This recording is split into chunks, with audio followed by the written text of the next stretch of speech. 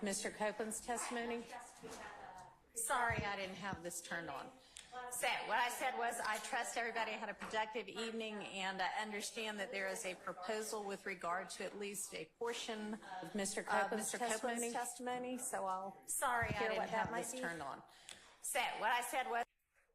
Good morning, Your Honor. Morning. Simone Hilton for the state of Georgia.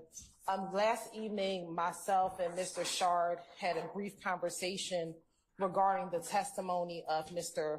Copeland. Yes. I believe the defense counsel have to speak among themselves in order to determine what portions of Mr. Copeland's testimony they are asking to be kept.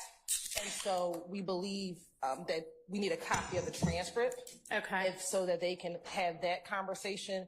Once defense counsel has that conversation, then they'll speak with the state about their proposals and we can move forward from there, Your Honor. All right. So I don't believe that I think we have the 7th available. I don't know that we have the 11th and 12th yet, but I think we've reached out this morning to Ms. Weaver, the court reporter, and I know she has some other people working with her as well. So we'll endeavor to get that to y'all as soon as possible. And she's been pretty fast with the turnaround. So we may even have parts of it by the end of the day. So that seems like a reasonable approach. And then I would think that the next thing we can do, to the extent y'all feel like you want to revisit evidentiary issues with regard to any of the videos, or I don't think you had gotten to the jail calls yet anyway, but with regard to the videos, we can probably do that now. Don't think? Otherwise, give me something else we can do this morning.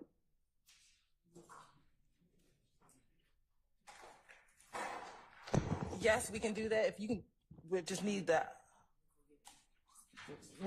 get that material very quickly to the office. To the courtroom. All right. Send somebody to go do that, please.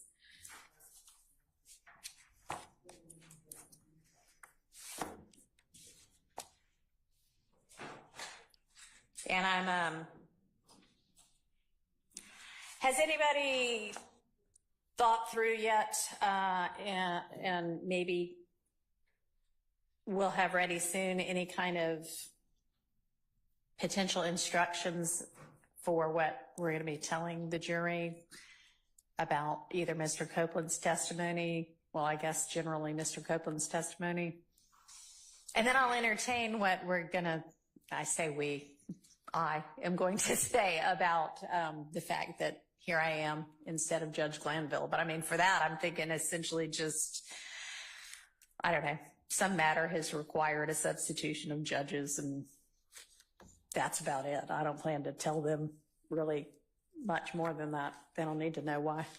Your Honor, given the conversation Ms. Hilton had with the defense last night, in that some of them may be seeking to have some portions of it kept, depending on the court's decisions regarding our respective positions, I don't think we can craft at this point. For instance, if we decided, everybody said, let's just keep it, then we would just keep it, understanding that's likely not going to be the case until we know the respective positions and the court's ruling on that. I don't think we could endeavor to craft it. Yeah, that may be true.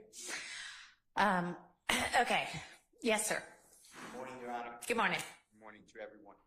Your Honor, I would, and Mr. Adams can opt out of this if he believes it, but I'm objecting to anything except the unvarnished truth about Judge Glanville.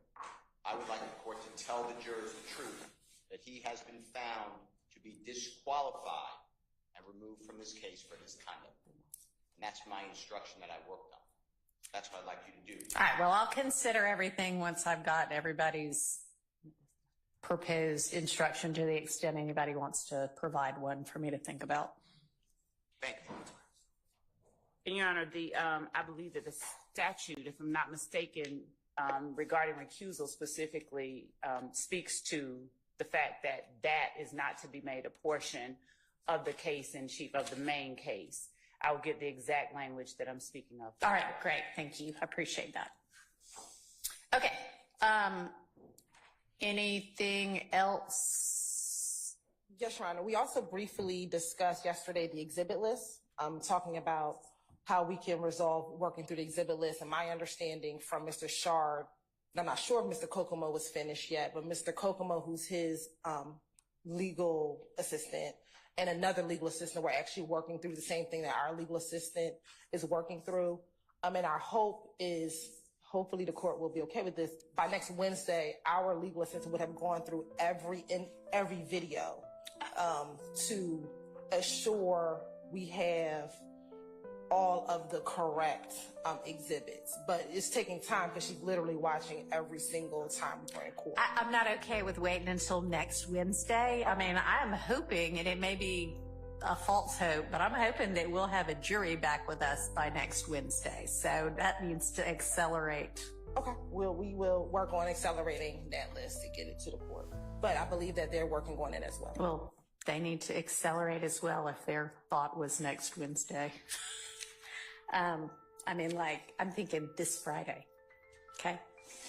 Which is the day after tomorrow. All right, with regard to, and you're talking about the videos of his testimony, right? Or are you talking about? No, I'm sorry, I should have been clear. To confirm what exhibits have been admitted and not admitted.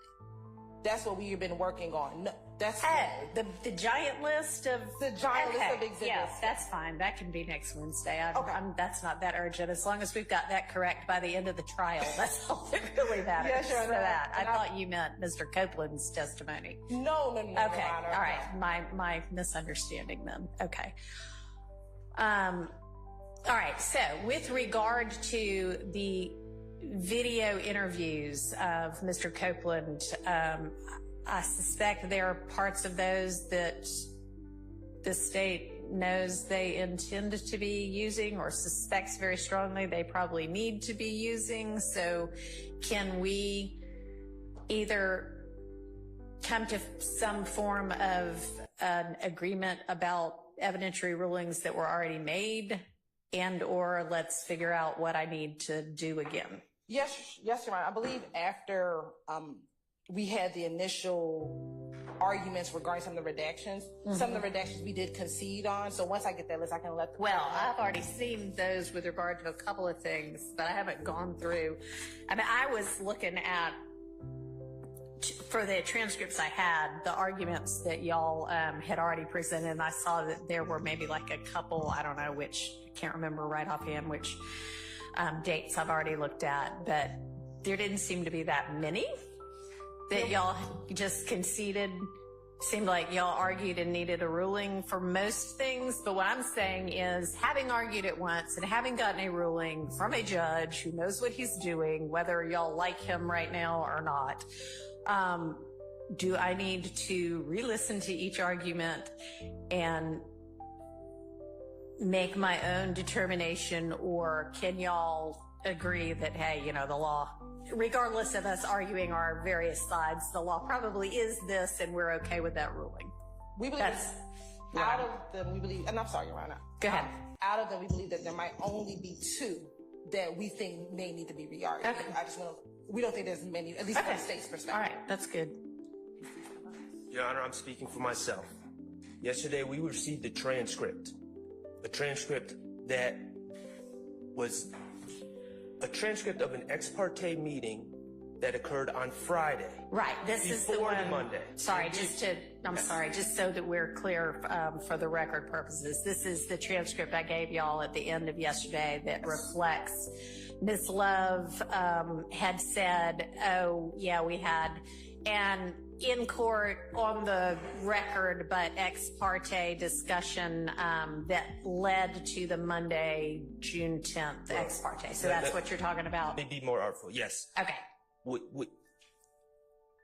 We were made aware, leading to the recusal of Judge Glanville, that there was an ex parte meeting that occurred on June 10th, Monday, June 10th. We were not told by the state, we're not told by the judge that had occurred. we found out about it, luckily, and by happenstance. We then demanded a transcript. We complained about said ex parte, inappropriate ex parte meeting. At no point, when the court finally acknowledged that there was an ex parte meeting that occurred on Monday, June 10th, at no point did the court or the state at that point acknowledge, oh, by the way, there was another ex parte meeting that occurred on June 7th. We sat there after finding out about one ex parte meeting and having to drag the truth out. We sat there, and the state and their co-conspirator, the trial court, were silent about the first ex parte meeting that happened on June 7th. What happened in that meeting on June 7th?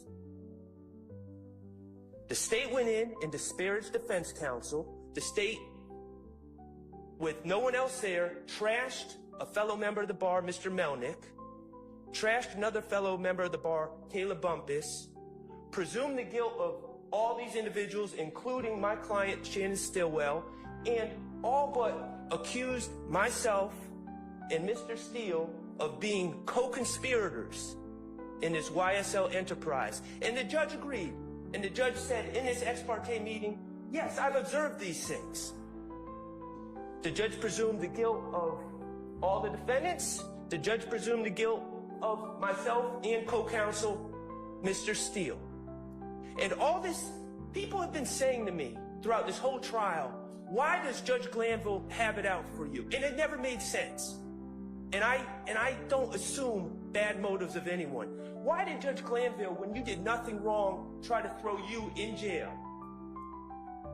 Accuse you of cussing him out in open court when you didn't do anything? Why does he always tell you, yell at you, tell you to sit down and be quiet? Why does he cut you off at every opportunity? Why did he try to throw Brian Steele in jail for 20 days for doing what was right? And I didn't have an answer. And then yesterday I received, and I appreciate that, Judge. I appreciate someone finally being open about what's going on here. And I received a transcript. And in that transcript, the trial judge, who's not only assuming the guilt of my client, but is assuming the guilt of me and my friend, Mr. Steele. This is gross. This is disgusting. But it's all starting to make sense. It clicked when I read that transcript last night. This is not okay. Nothing about this is okay. These gentlemen have a right to a fair and impartial judge. And I appreciate the fact that you are going to be a fair and impartial judge. But the reality, Judge, is that they don't have a right to a fair and impartial judge starting on witness 76 of a trial after 9 months or whatever it is. They have the right to a fair and impartial judge from the beginning. And this is absolutely gross and disgusting. And the bottom line is there's a lot more discussions that need to be had about this. But the bottom line is, if you ask me, do we need to revisit the rulings of the judge who sits in chambers secretly and talks to the other side and says, yes, I've been observing this. I've been observing this about what's going on at trial. The judge that says, not only I'm going to meet with you on Friday and on Monday, but if we need to talk during the weekend, yeah, we can do that. The judge that suggests handing Mr. Copeland a list of questions. All right. Do we need to revisit those rulings? Absolutely, we need to revisit those rulings. We need to revisit everything. This is broken, and it's not okay. It's not okay. It's offensive, and it's not your fault, Judge. You didn't do this. I'm not trying to raise my voice at you. I'm heated right now. I can tell. My steam's been coming off my bald head all night. Nothing about this is okay. Yes, we need to revisit everything. That's my stance. Okay, thank you. And I think that I understand you being upset, and I understand why you and probably some of your fellow defense counsel on this side of the room are upset. I do not think that everything you said is a fair characterization of what that June 7th transcript reflects. But once we have the official copy, that'll be made a part of the record, and that will show what actually happened, what actually was said. As to any kind of legal error that may have been made with regard to rulings prior to Mr. Copeland's testimony, assuming this case goes forward and assuming there is any kind of conviction, I then assumed that there will be a motion for new trial phase, which at that point I can appropriately revisit things, and then potentially an appeal, at which point those things can be raised. I am considering and reading what y'all gave me yesterday to make a ruling on the substantive matters of that ex parte, and I can consider the June 7th ex parte as well, because I suspect y'all will ask me to do that. And if I determine that that is such, that there was coercion that is unconstitutional or structural error, then I will grant a mistrial. If not, then the case will move forward and we can consider again all of the evidentiary rulings with regard to the videos and audios that might be used with Mr. Copeland, because that's the witness that we are on the stand with right now.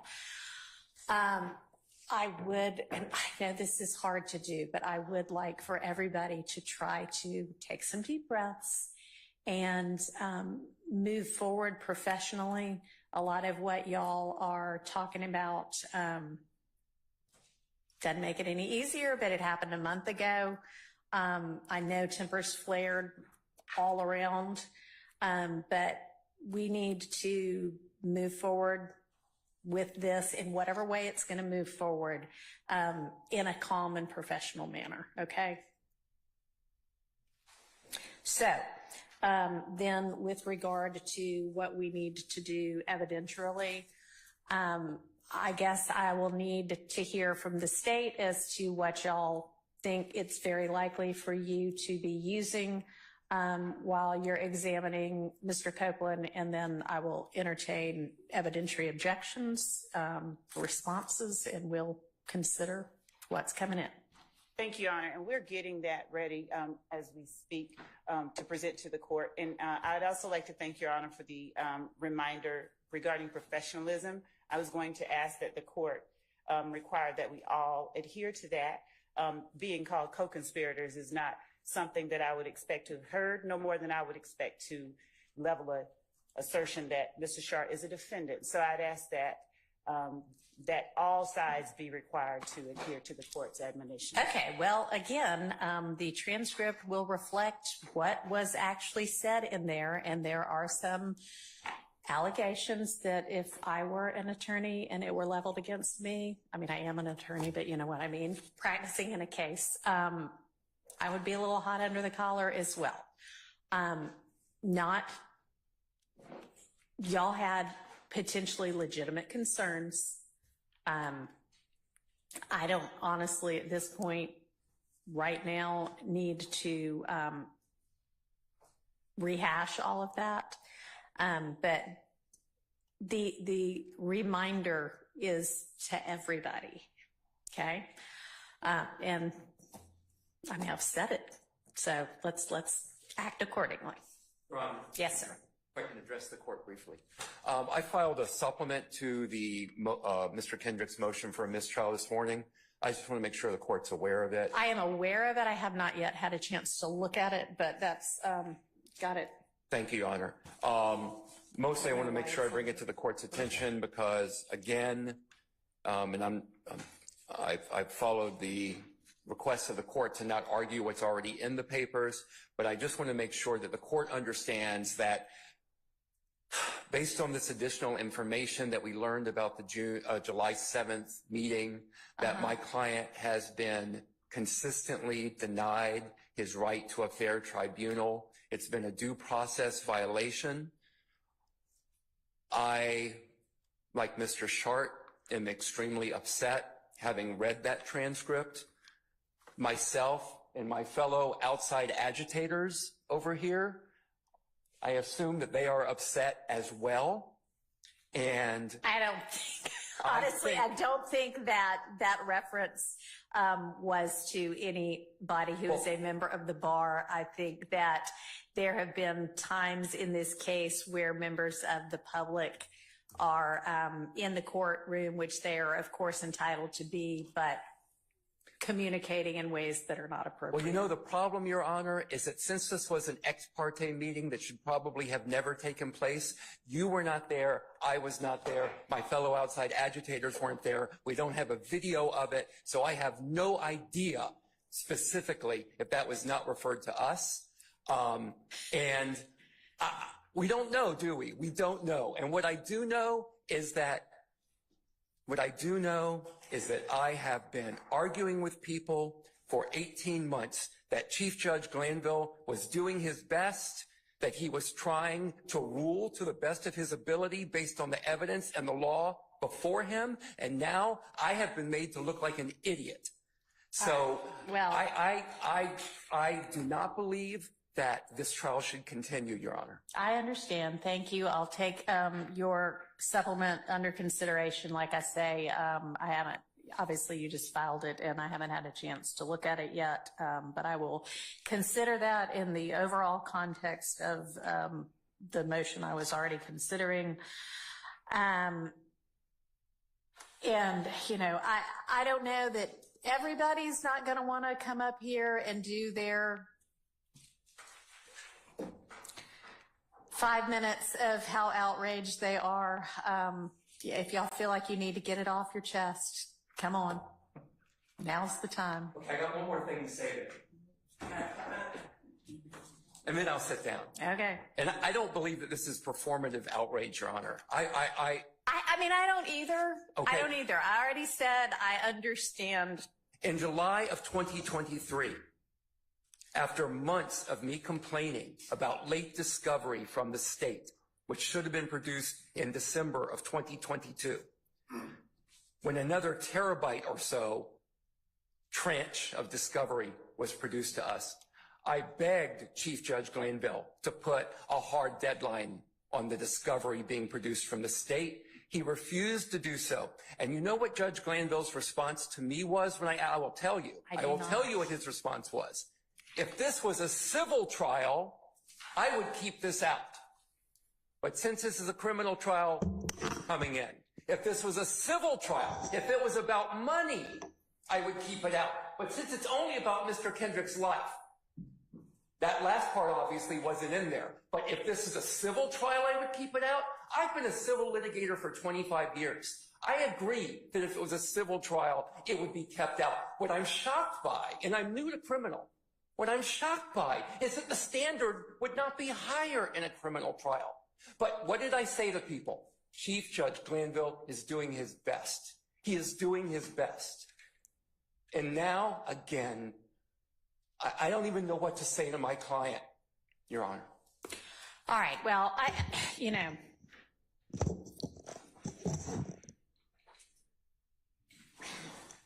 What do I say? I don't know. Obviously, I don't know what to say right now either. But I think that, while again, I understand frustration, you know, let's be careful about disparaging a respected judge. I do think that he has, and I haven't looked at every transcript yet because they haven't all been produced yet, but I don't think you're wrong that he has been trying his best and doing his best. And, you know, we all as lawyers know that everybody talks about lawyers trying to herd cats, and that's not inaccurate. This is a big case. There are a lot of good litigators on this case, but with a lot of good litigators probably comes a lot of egos as well. And I think sometimes it is possible to sort of get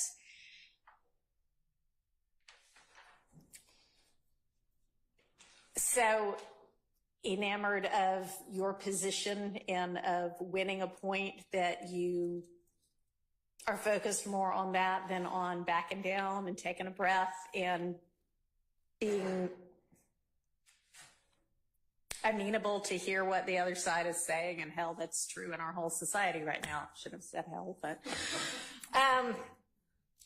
y'all, I mean, You're all right. Those were not my words.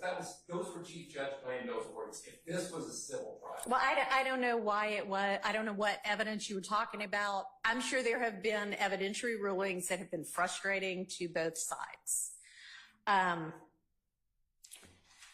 I will look at the two transcripts and I will make a ruling.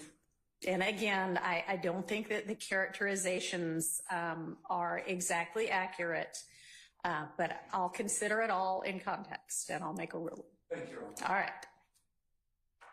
Anybody else, or can we move on to evidence? Mr. Steele.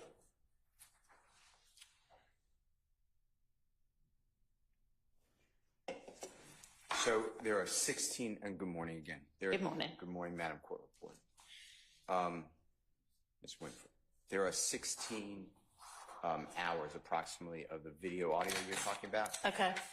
And yes, we were going through to dissect objections, but I, and among others, really had an overall objection because the witness testimony, which is before the afternoon of June 12th of 2024, he agreed that he said these prior statements. So over objection, and the way I understand the law,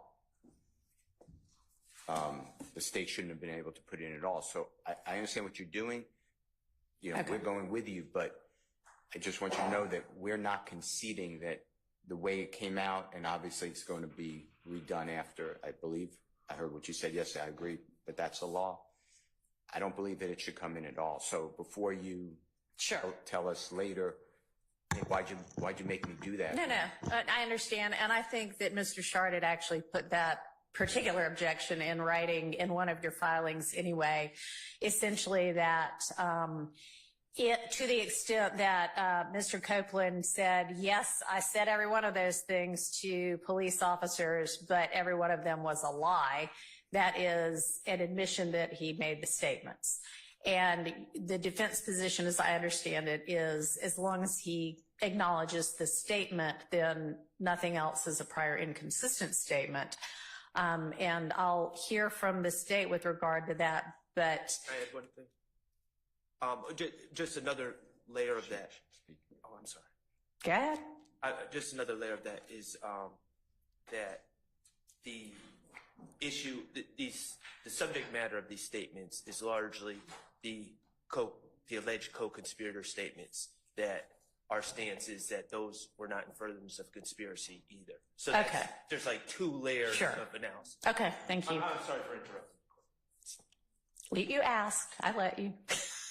But anyway, with regard to, does that make something said that is inconsistent in a prior inconsistent statement?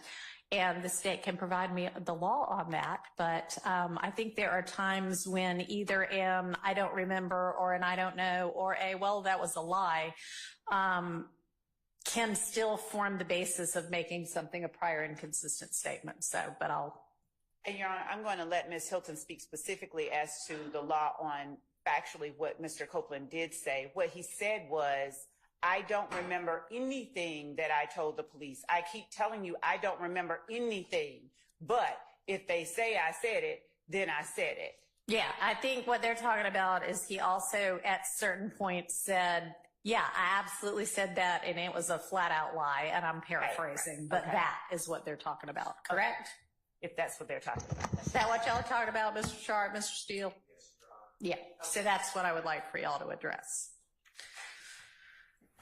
Your Honor, we believe based on two positions, OCGA 24-6-621, which be impeachment by contradiction, as well as a prior inconsistent statement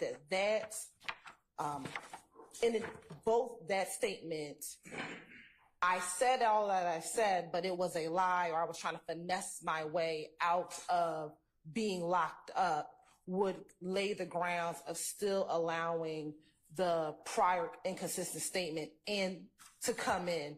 Okay. And the 24-6-621's the Impeachment by by contradiction, and 24-6-613 is essentially prior statements, right? Yes, Your Honor. So what I'd like is some case law that represents the proposition that you are asserting, okay? Yes, Your Honor. All right. And I don't want it just simply quoted out of a horn book. I would like the actual case law. Your Honor, if you can give us a moment, just because Okay. we need to. I mean, y'all, when I told you a week and a half ago that I wanted to be going through Mr. Copeland's evidence, y'all had 10 days or more to get ready for this. So I don't know what y'all thought we were going to be doing, but yes, I'd like to hear it. So if you need a minute to get me the law, go ahead.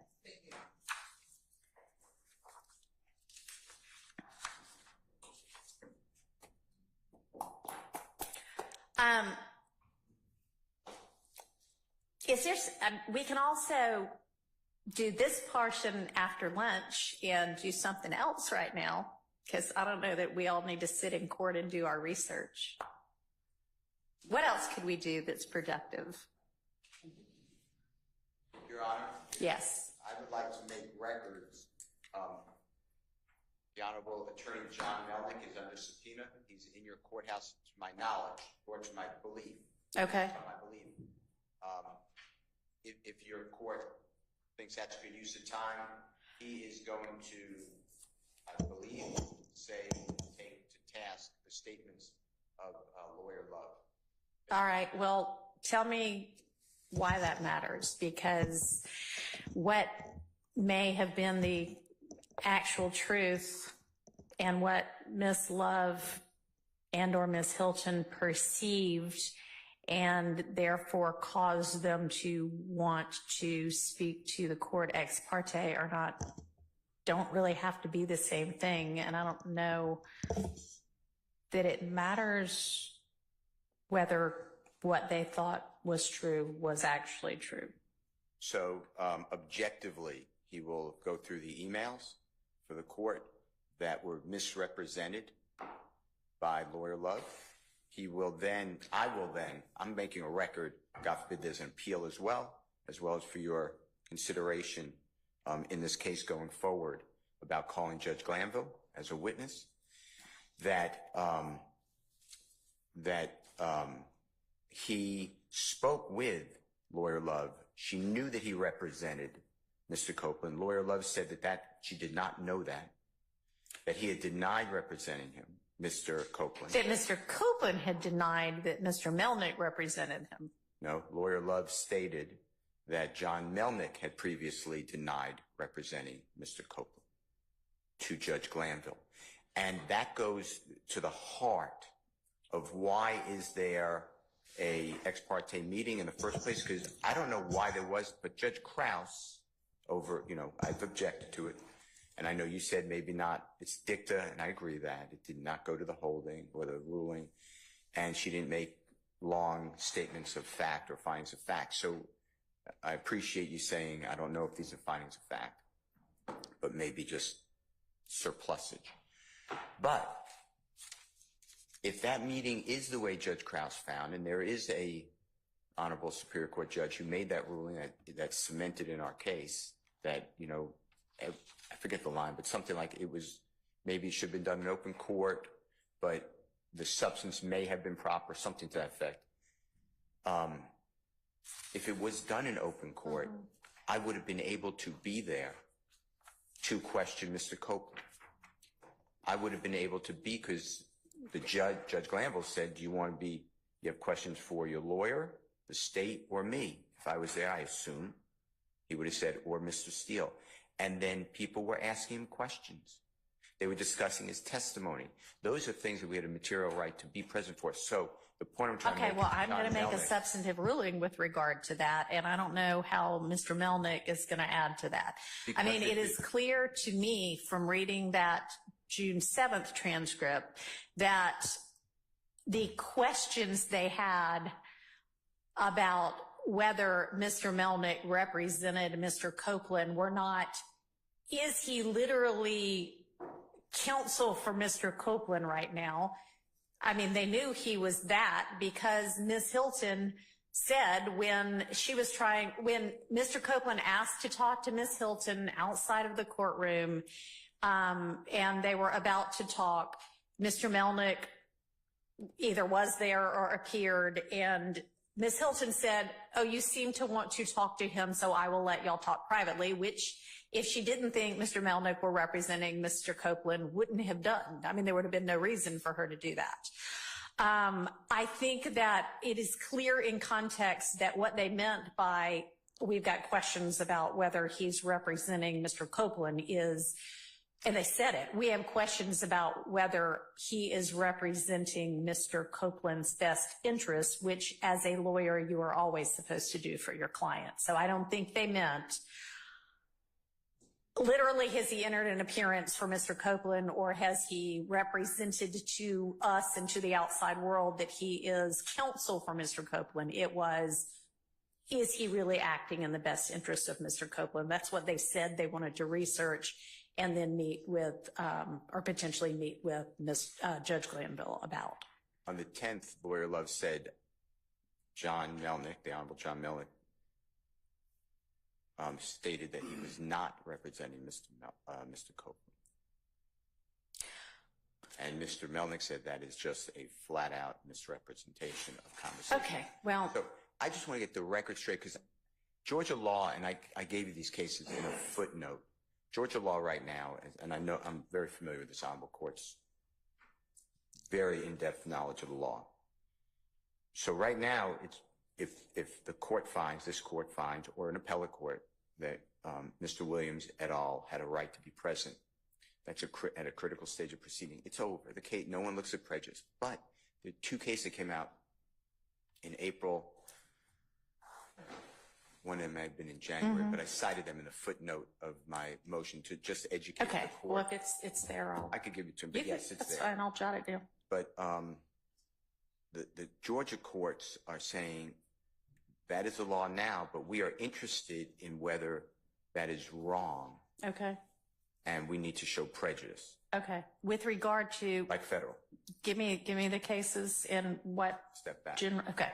But so I want to make a record of showing it was prejudicial because there were knowing misrepresentations to even have a auspices of a meeting with the judge.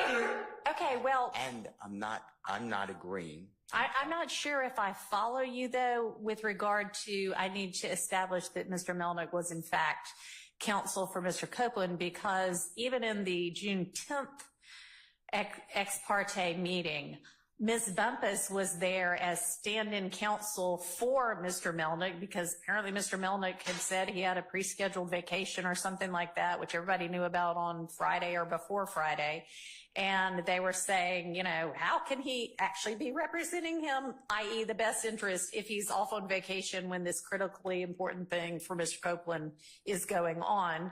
But here's his standing counsel, Ms. Bumpus. So they understood that technically, at least, Mr. Melnick was representing Mr. Copeland. So, I mean, that's, I can take judicial notice of that to the extent I need to. I'm inarticulate then, because Mr. Melnick, I believe, is going to have testimony before your court for you to judge credibility. Okay. That what was said out of the mouth of the two prosecutors, Hilton, Love, are not true. There's no emails to back up what Love says. Ms. Hilton, there's not this Mr. Copeland, I need to speak with the DA. Those things have been unrebutted. They're just being said. And my point is, without that, then why are you questioning another lawyer's ethical duties? What gives you the right to say that to the judge? And then the courts need to know that's not true. All right. Just like I said to the state essentially yesterday with regard to their motion that suggested that defense attorneys were violating bar rules in the way that they talk to the press, I am going to suggest to the defense that if the state is violating bar rule, or attorneys for the state are violating bar rules in the way that they talk about defense attorneys or in representations that they make to the court, that too is something that they may have to deal with the state bar. I understand, but I'm dealing with, my concern is Mr. Williams. So I'd like you to make findings, because I think that they go to the heart of, you're entitled to ethical prosecutors. We demand that. Ethical lawyers, ethical prosecutors, and a fair tribunal. That's constitutional as a fair tribunal. That did not happen here in my advocacy, in my viewpoint, the way I understand what happened. I wasn't there. So I can't talk about, I wasn't in the outside the courtroom when this supposed Mr. Copeland wants to talk with Ms. Hilton. I don't know. All I know is what, we do. We come in after the fact and we investigate. But I'd like to spread that on the minutes. So I raised that. I don't know, Mr. Melnick's day-to-day or. I don't know that. But I'd like to call him. I understand. And I don't know that that is ultimately relevant to the determinations I have to make, because again, whether what the prosecutors represented to Judge Glanville was true or not, maybe an issue for another type of tribunal. But in terms of whether it was then appropriate for Judge Glanville to okay the June 10th meeting to further flesh that out is what I need to figure out, right? So it doesn't really matter whether what they said was true for that purpose. It is, they told Judge Glanville what they told Judge Glanville. Was it reasonable at that point for Judge Glanville to entertain the ex parte on Monday the 10th? Okay. So let me make that determination. I'd like to call him if you change your ruling. Both of them, Judge Glanville. You can proffer what he would testify to. Then I need to, because he didn't see this new transcript, so I need to, he being Mr. Melnick. Well, what's in the transcript shouldn't influence what's true. So I would think, no, it doesn't. I would think that he can then say, tell me and I'll tell you, and then you can hear from him if you want, that did not happen or this. I want to get it right. All right. So you haven't talked to him yet about what? All right. Well, obviously I'll give you a chance to talk to him before you make a proffer, because you need the proffer to be accurate. Okay. All right. So that's not something we can do right now either. Okay. Thank you. All right. So what can we do? And if there's nothing, then I'll just go back in chambers and I'll read all my cases that y'all gave me yesterday and I'll make some rulings so I can still be productive and y'all can be productive out here. You want to break for an hour and a half? Okay. All right. Let's come back at 11.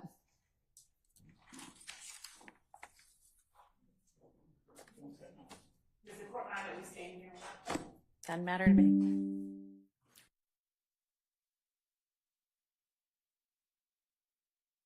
Deputies, so if that's fine, that's fine. But I'm not going to ask them to stay here. They've got a lot of other work to do too. Okay.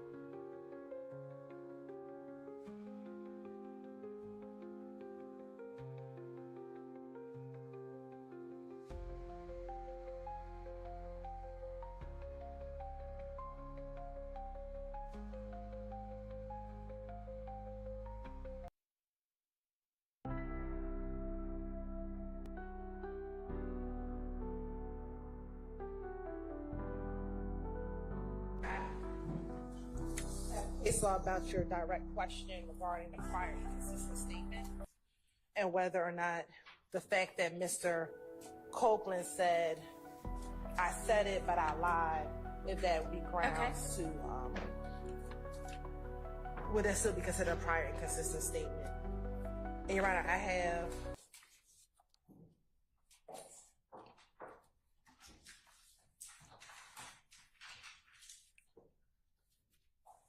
three cases for the court. Okay. I have Green v. State, and I have a copy for the court, as well as a defense counsel. You're welcome. Green v. State, which is 317 Georgia 250, which is a 2023 case.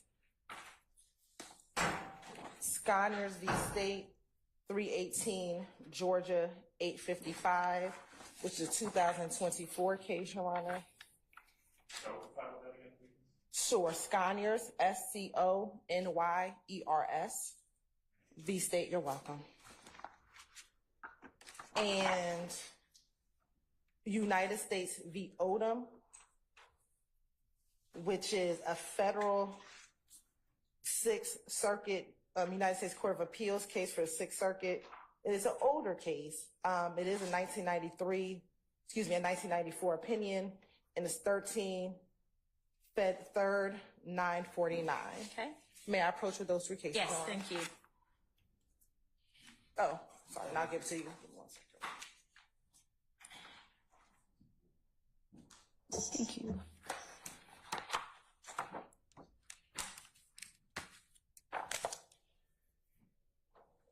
I gave you green already, Mr. Washington. I gave you green already. Which one did I give you? Okay, you're welcome. You're welcome.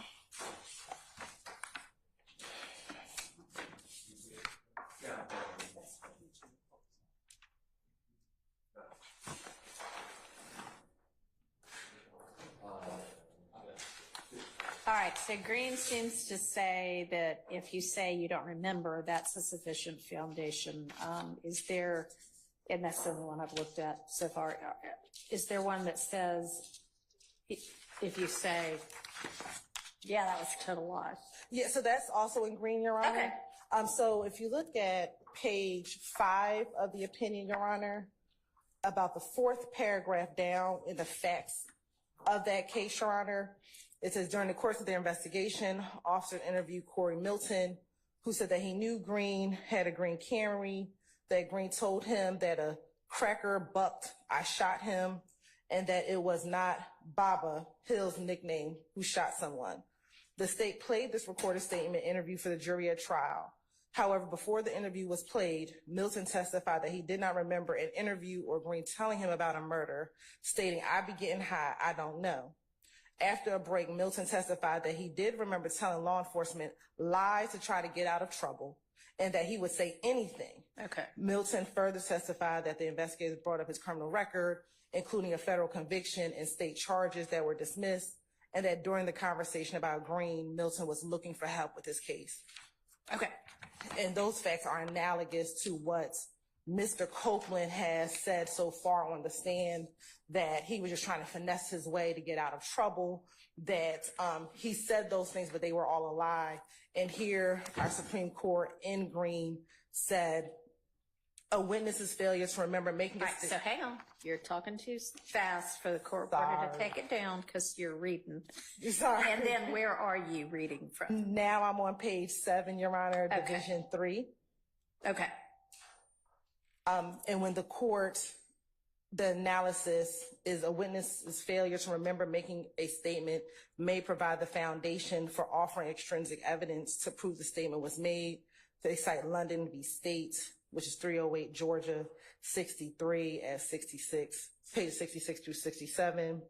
They further cite Bridgewater, which is 309 Georgia at Penn site 887.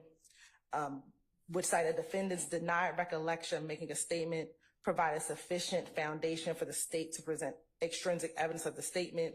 Here, the state laid the foundation for the admission of the recorded interview when it asked Milton twice if he recalled making the statement, and Milton responded first that he could not recall making the statement, and then that he did recall but had lied. Okay. And so that is Green.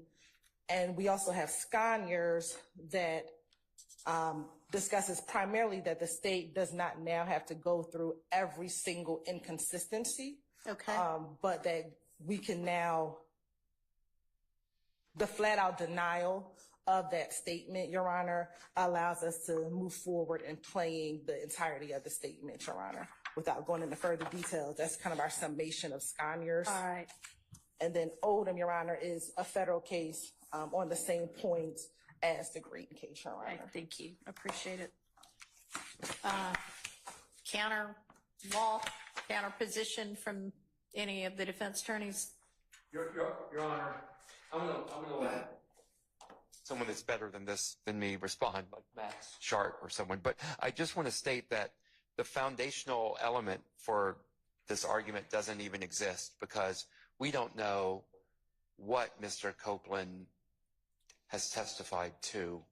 I mean, everything he testified to after the 12th is void. You mean we don't know what he is going to testify to? Well, we certainly don't, because we... Right. No, I mean, I don't think anybody disagrees with that. Okay. But what I said was, let's go ahead and things that we think are very likely to still be an issue, given what he may testify to, let's go ahead and try to, hash out the admissibility of. So true. Yes, he may get up there. Who knows what he's going to say? But yeah, I mean, he would have to say something that would give a foundation in order for it. But assuming that he testifies generally in the same way that he did before, which was, according to y'all, and I've seen some of it, that was a complete lie. Then we will face this, and so let's figure out what the... So we're guessing at what he may say based on what he said. Right, because I am trying to get prepared ahead of time instead of having to do all of this while we have the jury. So yes, absolutely. Thank you. Okay. And if for anything, I do remember that there were at least 2 full days of testimony from the 10th to the 12th. And it's the state's remembrance that the I lied started early in his testimony. So, Okay. But we can. Thank you. deal with that as well. And with regard to that, the court reporter has said that she probably, what did she say, Ms. Hurstfield? You talked to her, I didn't. She is working on the transcripts of Mr. Copeland's testimony, and she said by either late today or tomorrow morning she should have, I believe it's June 10th, June 11th, and then would be working on June 12th shortly thereafter. And do we already have June 10th, or did he testify at all on June 10th? He testified on June 10th, 11th, and all of the 12th. And did he take the stand? He took the stand at least on June 7th, right? Took the stand. I asked Okay. 3 questions in that. All right. So do we already have the 10th somewhere? We'll figure that out. But anyway, it should all be forthcoming soon. Okay, Mr. Steele. Your Honor, I don't think that the state's cases, from what I heard, I did not read them, I just heard the discussion, are what we're looking for, because those cases are, I don't remember, or I was on drugs, or I don't recall, but I found a case, it is pre the new evidence code. Okay, so hang on just a second. So I didn't know, did y'all didn't, it's fine if y'all don't have copies of it, but you have the site to it. But looking at it, it does actually look like, in addition to saying, I don't remember reading right from the case, he says, Milton testified that he did not remember an interview or Green telling him about a murder, stating, quote, I'd be getting high, I don't know. After a break, Milton testified that he did remember telling law enforcement, quote, lies to try to get out of trouble, unquote, and that he would, quote, say anything, unquote. So it sounds like that is pretty close to what we've got. Well, okay, maybe. I have to study it, but I found a case. Now, my understanding of 24-6-613 is it did not change much of our former evidence code. So I'm about to give you a case Okay. from 2011, but it is obviously, if you disagree with that, then it should have no application if it doesn't carry forward. All right, so you just said 623? 24-6-613, if I said Okay. 23, I meant prior inconsistent statement. Okay. That's what the state is traveling under that. Yeah. And then prior or impeached testimony or Right. testimony by contradiction. So I found this case, if you don't mind pulling up, Okay. or I can email it. Johnson, Johnsson versus State. Your Honor, it's 289 Georgia at 106. It's Division 3. And that is 709 Southeast 2D 768 2011. And I think that it's on point bad for Mr. Williams, but it says Okay. over objection to trial, but we just follow the law. So over objection, the trial court allowed the prosecutor to play the entire tape of an out-of-court police interview of a witness for the state. Johnson urges that the particular statements made during that interview, which were inculpatory of Johnson, were inadmissible as prior inconsistent statements because the witness had admitted making them, but testified that he lied to the police. Then it says, however, the fact that the witness admits that he or she made the prior inconsistent pre-trial statement does not render it inadmissible. We have rejected that assertion that a prior inconsistent statement is admissible only if the witness denies making the prior statement, but not if he simply disputes the truth of the earlier statement. There is no such denial requirement under, and again, it's I don't want to mislead the court, it's under the former Right. 24-983. Then I looked at Cummings, which is cited, which is Cummings versus State, which is 280 Georgia, 831. It's in Division 3. It's a 2000. Now we're way back in 2006. That is actually helpful. It does not support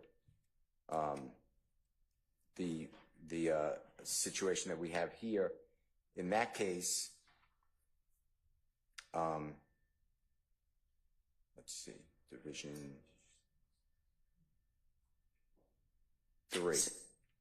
Yeah, so it looks like in that case, he just like refuses to answer whatsoever. Exactly, which Okay. is really, obviously, saying I don't remember, I don't recall, I don't, I may have said something. Those things trigger a prior inconsistent statement. I thought that's what the Green case is that I have to study that the state just cited.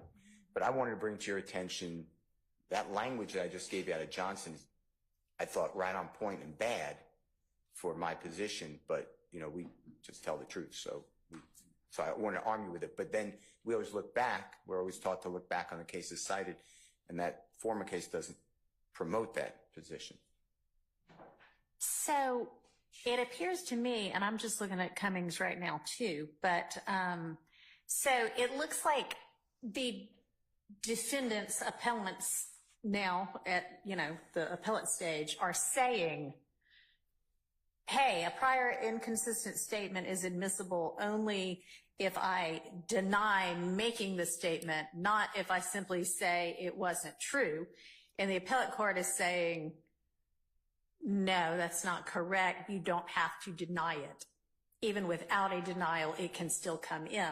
That does not mean the flip is true, that the other part, not simply if he disputes the truth, is not a way to get it in. I agree. So I mean, you can take a look at Green, but Green seems pretty on all fours. So I'm thinking unless I hear something that either overrules Green or causes me to severely question Green, Green controls. And whether he says, I don't remember, whether he says, I never made the statement, or whether he says, yes, I made the statement, but it was a total lie, all three of those, it appears under our current state of the law, would permit then the introduction of prior inconsistent statements under 613. Well, I'm going to read with your permission. Sure. Yeah, absolutely. Yes. Thank you. All right. Thank you. Thank you, Ms. Hilton. That was a helpful use of our break. All right, so with that understanding, are there other specific evidentiary issues we want to consider? Or do we want to just jump right into hashing out some of the evidence? Your Honor, during the course, the state also looked at the redactions that we had previously discussed with Judge Glanville for the states as it relates to the January 11th, January 28th, February 20th, and February 21st interviews. Okay. We do not have any issues with the redactions as is. Okay, and those redactions being something that the defense and you all have agreed to? It was what was hashed out during the state of it. Okay, so were those hashings out done prior to or after the recusal motion being filed? It was done, 3 of them were definitely done after the recusal motion was filed. Okay. Well, the one done before the recusal motion was filed, we can go with, however, that ultimately ended up being redacted. Yeah, I'm trying to recall if the others, I know we were in the middle of playing 2 of them during that time period. I just need to confirm when we actually discussed those 2. So January 11th and February 20th, we actually played those interviews before the jury. And I believe we played those interviews on Monday, June 17th. And which would be part of what either needs to get redone or y'all need to make come to agreement on.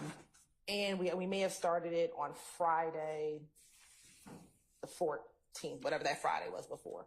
But for the ones that we did discuss during that pendency, the state does not have any issues with those 4. As it relates to June 11th, the June 10th interview, there are some we would like to revisit. So, all right, I'm not sure I follow you. Okay. So,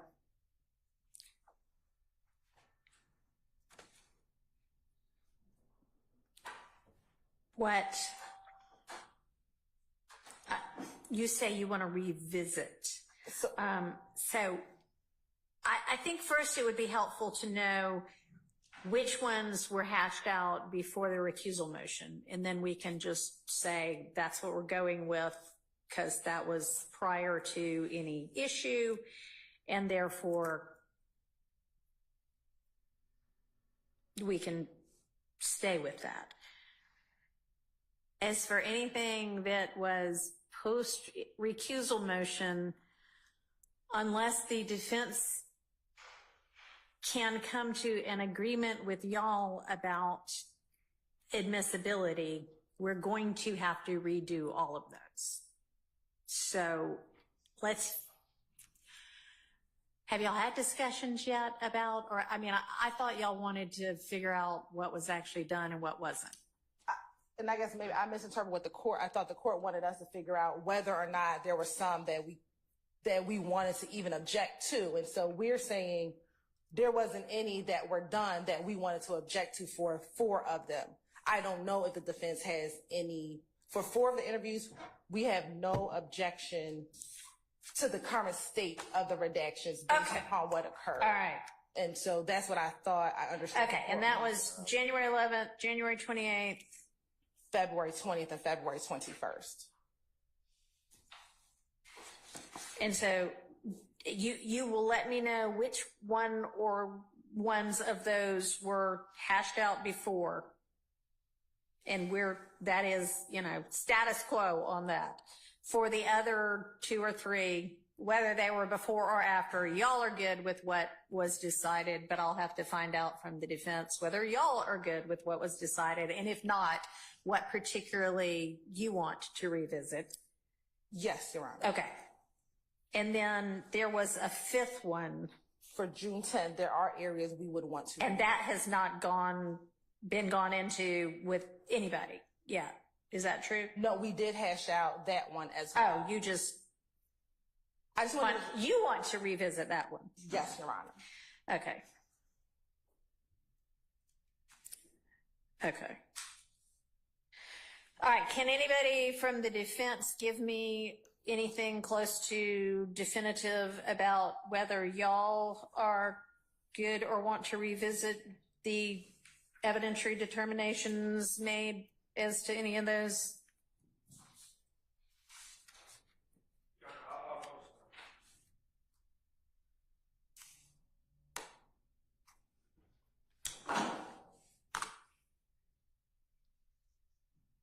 And respectfully, and I'm not trying to belabor the point, but I just need to make a record. Our stance is that our trial judge was not an impartial. I understand. And so we don't believe that the issues are just limited to post-serving the recusal motion at this time. Okay. So well, that's, and we understand. I am not going to be going back and revisiting evidentiary rulings made before then. I understand. And I just need to say that. But yes, for the record, I understand. This is a very difficult task. I was I think we all were very involved in the negotiations and reviewing of these things. But, as we were doing it, I wasn't taking notes of what I was doing. So I'm trying to put together what exactly was discussed. And part of the problem is we don't have a transcript. Well, I've got some of the transcripts, but not all of them. So if it would be helpful to y'all to have the transcripts of when the jury's out and y'all are going through, we don't have all of them yet, but I've got certain days. So y'all did that like on the 18th, the 20th, and the 21st, and the 24th, and the 25th, and the 26th. Yes. Okay. Which is why I want to use this week to the extent possible to not take 1, 2, 3, 4, 5, 6 different days to do that. Okay, so I'll see what we already have and get that out to y'all. And again, y'all, this is all rough. This isn't official, but it looks pretty clean to me. And there were extensive emails that went back and forth from myself and other defense attorneys with Ms. Hilton mostly regarding these kind of negotiations where we agreed and didn't agree at the time. Okay. So I'm trying to check my emails and make sure I have. So y'all have those or should have those. So. And that would be a good starting point. I'm just making sure that what I have is accurate to what she has. Okay. I'm sorry I don't have a better answer for you. Okay.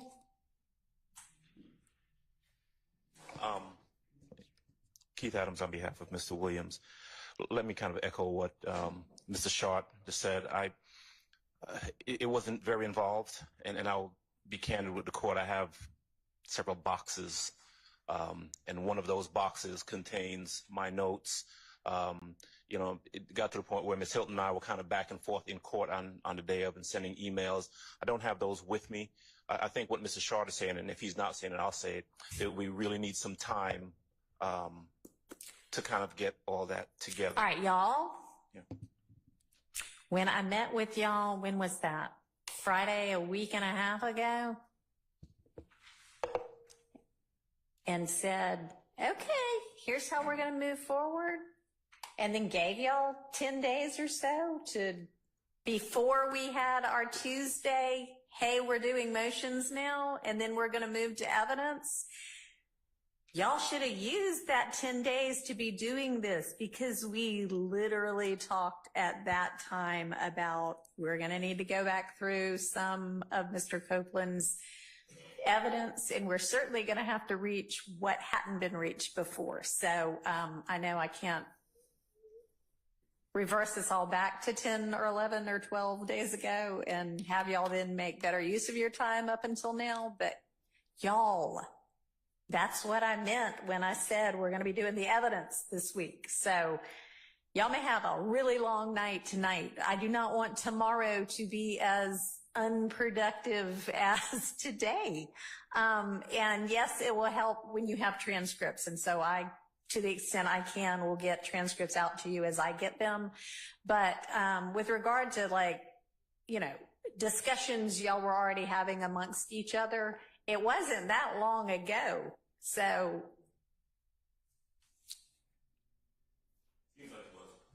Okay.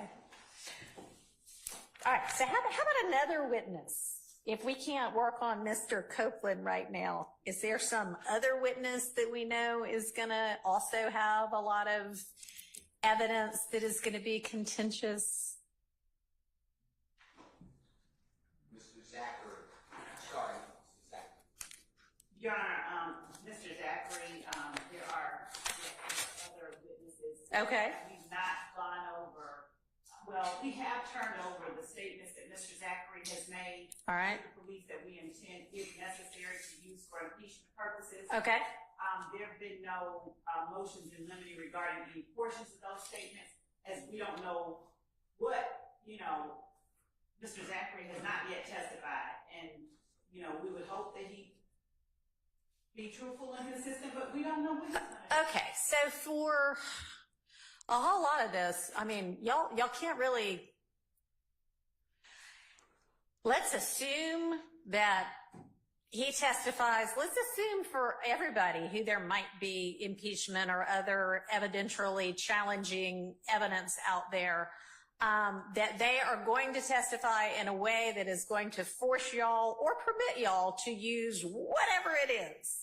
And then the other party assume, well, let me look at all of this is going to come in if I don't object. What do I think I have a legitimate objection to? And then bring that to me. And I know it'll all be hypothetical right now, but that's what motions in limine are.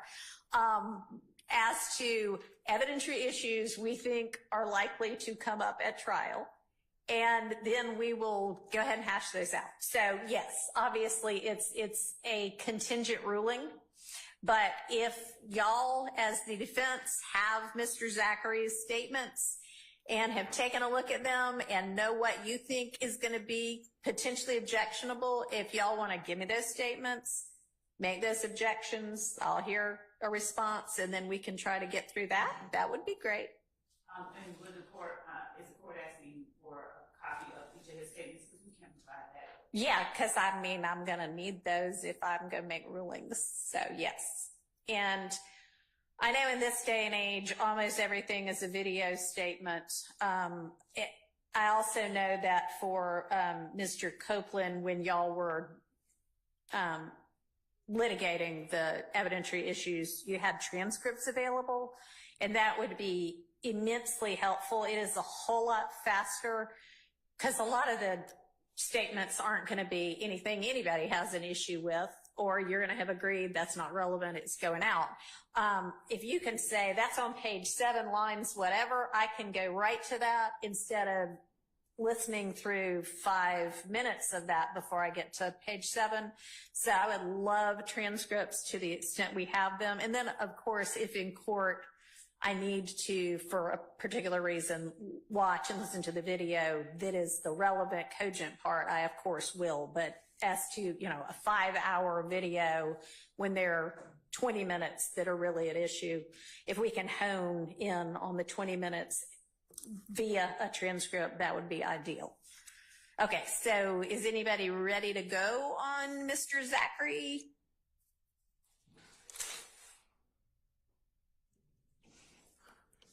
Anybody?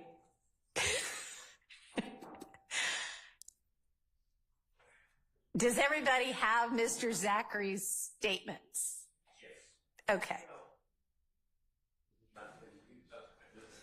I'll take the hit here. They do keep sending you up here to be the one. That's okay. I'll take the hit.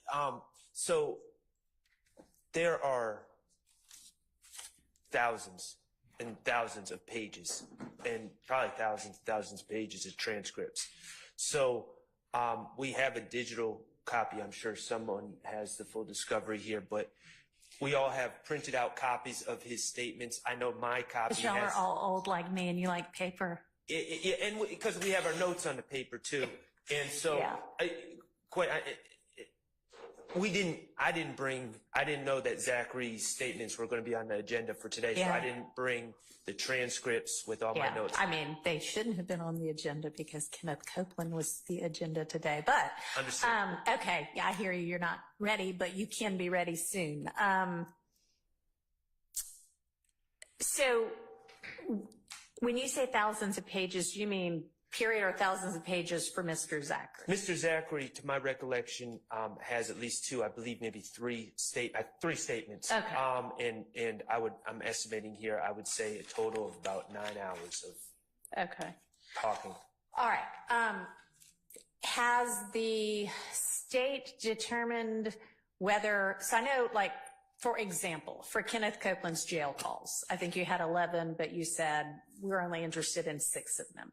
Have y'all done that type of winnowing for Mr. Zachary and other witnesses that you're going to be getting to soon? We have been, not entirely winnowed, as the court said, down. We have identified jail calls of particular, not witnesses, but defendants that we intended to use. And when the court says particular witnesses, I mean, Mr. Zachary is a witness, right? but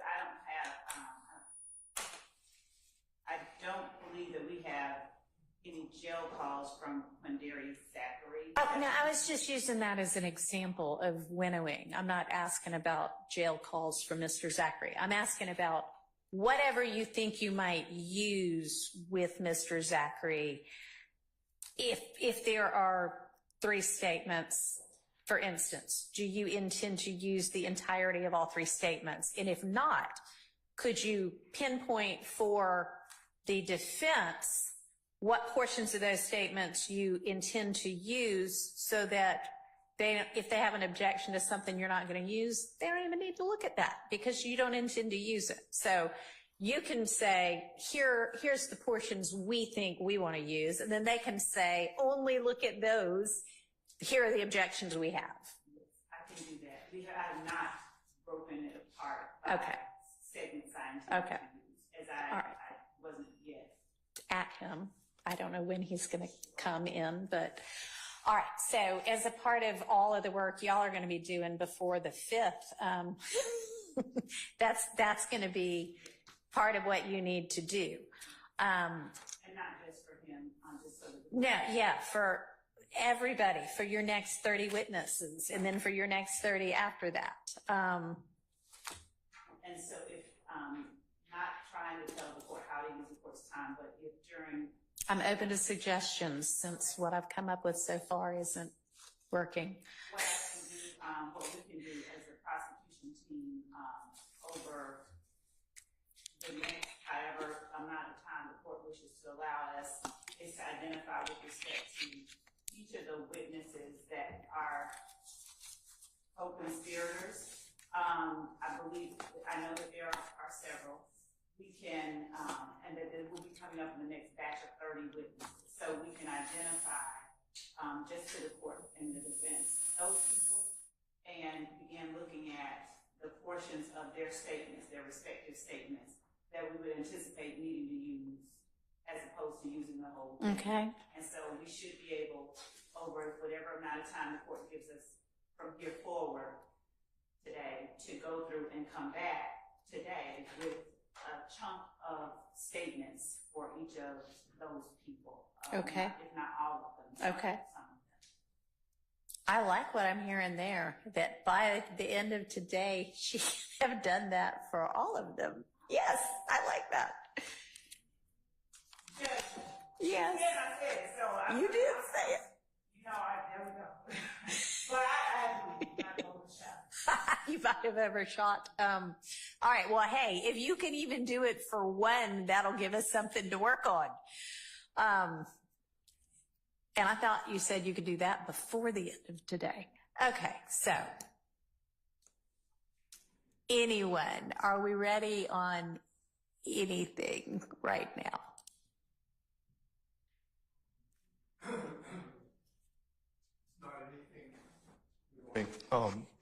It's not anything we can go forward with, but Judge Glanville had given me on behalf of Mr. Nichols, a continuing objection to the admission of any of these statements, in that they have absolutely nothing to do with Mr. Nichols. So I have a continuing objection to the admission of these statements. All right. I have a continuing objection, which has been preserved by Judge Glanville, with regard to both the alleged co-conspirators exceptions and any of the contained so-called statements that were made by Mr. Copeland or the other alleged witnesses that the state has called.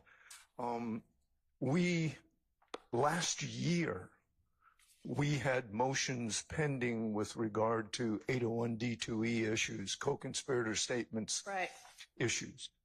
The court indicated that, well, it required the state to provide to the defense all of the 801D2E statements that the state contended it would seek to admit during the course of the trial. Okay. That notice was filed on or about by the state on or about, excuse me, November 3rd of last year, obviously. Couldn't be this year yet, although it feels like it. That state's supplement to state's motion to introduce co-conspirator statements and notice of intent to introduce the same, they only noticed three statements. So anything else that they do now after a year, after 19 months, after a specific motion, after specific requests by every single defendant so that we could hash this out, a year ago, they gave us three. So I'm going to object to any other alleged co-conspirator statements that the state seeks to admit under 801D2E. Okay, understood. So I want to get that on the record. And finally, you know, this is prejudicial misjoinder. There's such a spillover effect as to Mr. Nichols. I had an ongoing motion to sever that I want to reallege and reaffirm. And Mr. Nichols is charged with count one, the gang count. Yes, that's correct. Okay.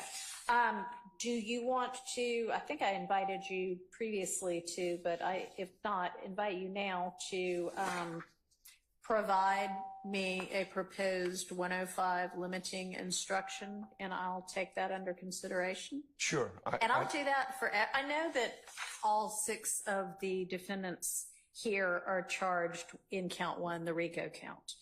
And then other than that, there seem to be sort of 8 or so independent, or not independent, but different acts or sets of acts that some people are charged with 1 or 2, some people are, you know, charged with another set. And yeah, I mean, the people that are not charged with Mr. Thomas's murder might want some sort of instruction that says, other than the gang count, I mean, other than the RICO count, this doesn't go to this defendant. So I'm happy to consider some instruction if y'all want to provide me something to consider. I will provide you with that. Whether you ultimately do that or not, I mean, yeah, this is I don't what know. we've I'll been hear arguing. from both sides. But yeah, it's what we've been arguing about the whole time and what I've preserved going forward. Sure. All right, so we'll get you that Okay. soon as possible. Okay. Now, as to the first point you raised, that only 3 statements were identified in the November notice filing by the state as co-conspirator statements that the state had identified as intending to admit. What does the state have more than that now? And if so, tell me why those should come in despite not being included in the November notice. So, Your Honor, the November notice of 2022. 2022? We provided two 801 D2E notices. Okay, so is one of them November 3rd of 2023 as? Yes. Okay. Yes. And then you're saying there's another one? Yes, that was filed on November 30th of 2022. Okay. And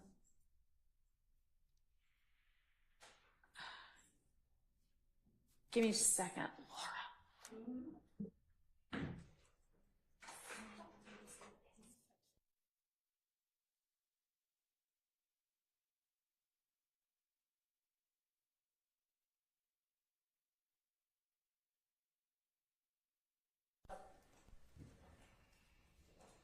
Thank you, Judge. In the 2022 notice, we stated that the state will establish the ongoing conspiracy of the YSL Criminal Street Gang Act trial, and any statements made between co-conspirators in the YSL Criminal Street Gang conspiracy that were made in furtherance of the conspiracy are admissible, and we request the court grant the state's motion to permit these admissible statements at trial. What we've seen come up, for instance, during jail recordings, there are persons who are not indicted under this indictment as a co-conspirator that make statements to either a witness or a defendant currently on trial or in the presence of a defendant currently on trial that the defense has alleged the statements are therefore inadmissible, despite the fact that they come within the context of a jail recording that arguably is admissible, that the statements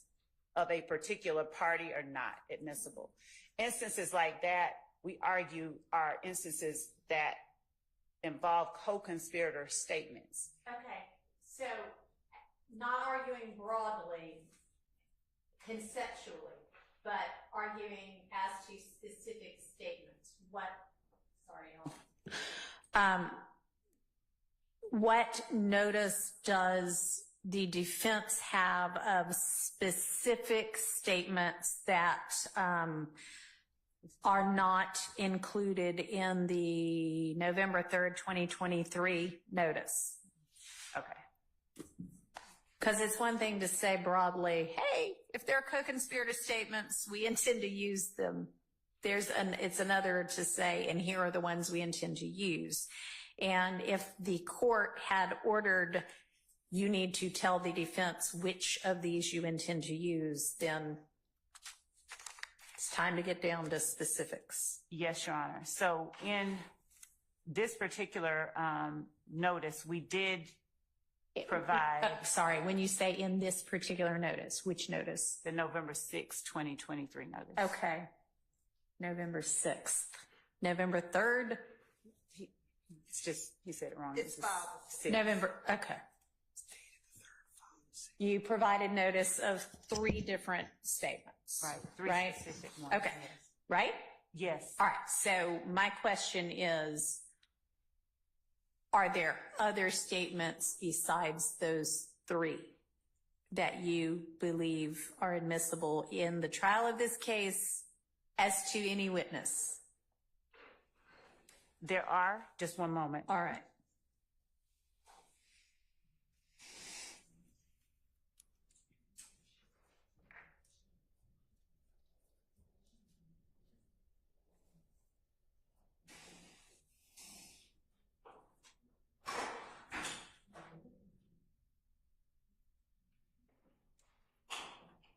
And so that we are clear, because there's a difference of opinion. So does the court mean out of all of the jail recordings, out of all of the wiretap recordings, out of any recording that we had, which of those contain arguably co-conspirator statements? Yes.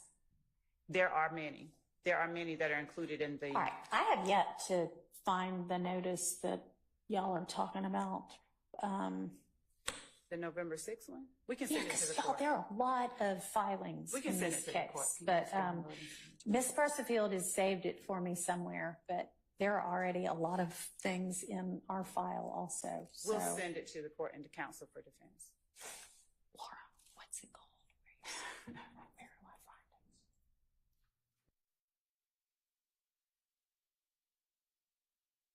it? Is emailing it to me because I need lots of assistance. Thank you, Laura.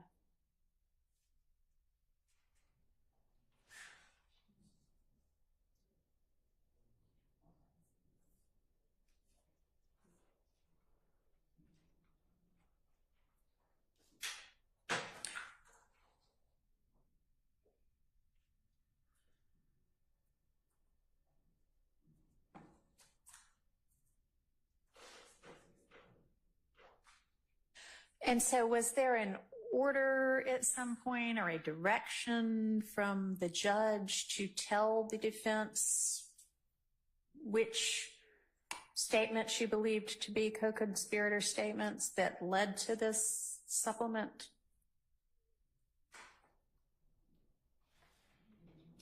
Yes. Okay. I'm looking for it. I mean, if there was, that's all I need to know. So yes. So, okay. Now tell me what other statements you believe to be co-conspirator statements and why they should come in now when you were ordered many, many months ago to tell the defense what they were. They are included as part of the jail calls and the wiretap. Okay. So they have them.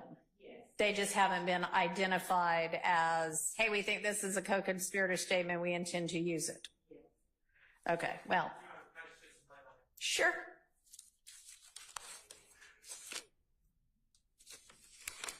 Well, I mean, I shouldn't say sure. Sure, you can try to, whether you're successful or not, I don't know. I understood. So when they say they've been provided, they have not been identified in any way, shape, or form. There are thousands of jail calls involving dozens of people. Yeah. There are about 3,000. I think you've said enough. I understand. Them provided in discovery, not identified as here are what we believe to be co-conspirator statements. Thank you. That was kind of what I thought when she said you have them in discovery. All right. So I would imagine that the discovery in this case is beyond voluminous. And at some point in a trial in this day and age, you know, how it's supposed to not be trial by ambush anymore. It's supposed to not be trial by ambush. And I'm not saying you're trying to ambush, but at least as of now, really well before now, you should have identified, I think this is a co-conspirator statement. And honestly, you should have identified out of the God knows how many rooms full of boxes of discovery, here's what we're actually going to use. So to the extent you haven't done that, I've already told you you're going to be doing that by telling us very specifically as to each witness, here's the evidence I intend to use. But that's still weeks down the road. So if you know, well, let me put it this way. Whatever co-conspirator statement you know of right now, let's stand up and let's share it with the rest of the people here so that they can then tonight look at it and say, here's why it's not. Okay? And for anything that you don't know of right now, you need to go home tonight and huddle together and figure out what else there might be. And I will consider whether I'm going to let that in or not. And then if I do, potentially, we'll have to hear as to each of the alleged co-conspirators why it is that you either have or can establish through admissible evidence that they are in fact a co-conspirator, or not in fact. That'll be for the jury to determine, but there's a preponderance from which I can determine. Okay? All right, so who do you know of right now? Your Honor, hold on 1 second. Okay. She said, give me 1 second. But yeah, I mean, I know it's a big courtroom and there are a lot of us, so we all need to try to remember to speak into the mics. So maybe the state can, and you're pretty loud, Miss Love, but maybe pull that mic down so it's a little closer to all of y'all.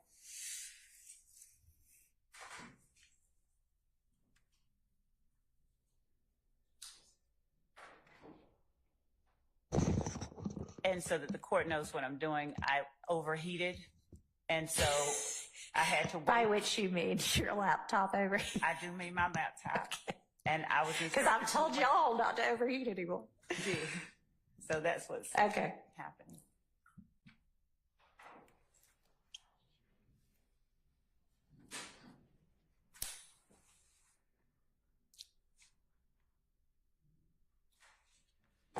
Yes, sir.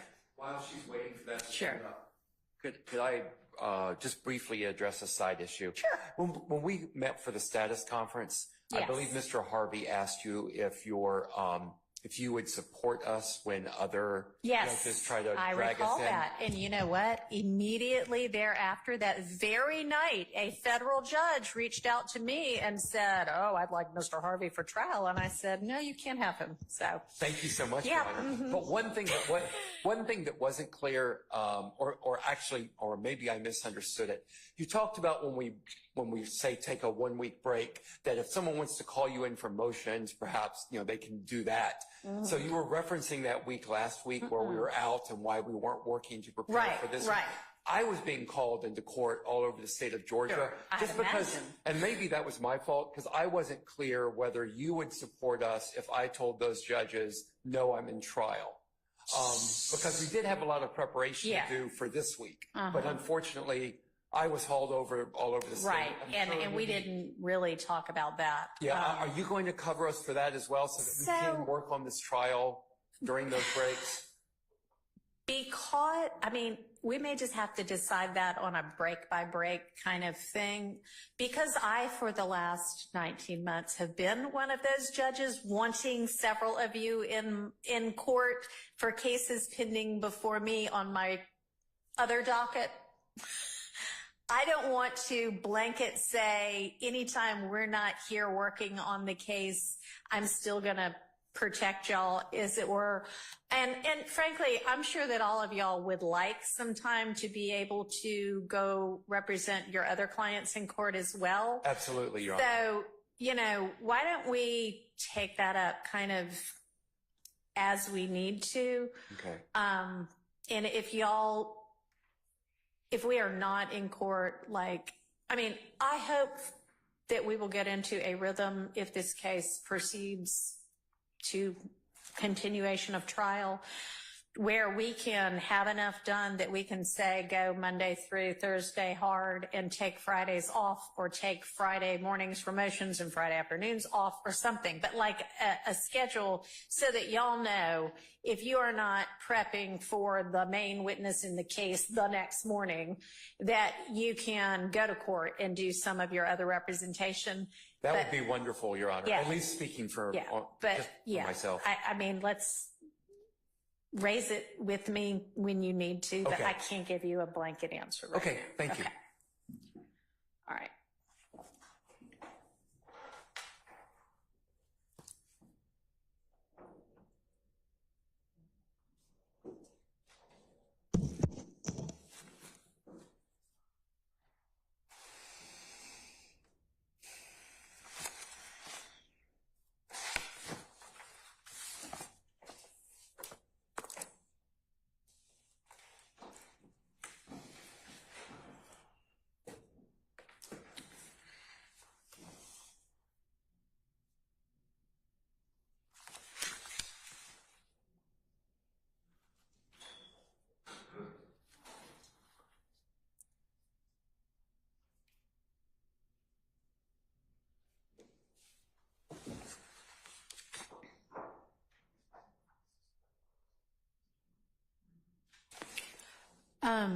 How long are you going to need?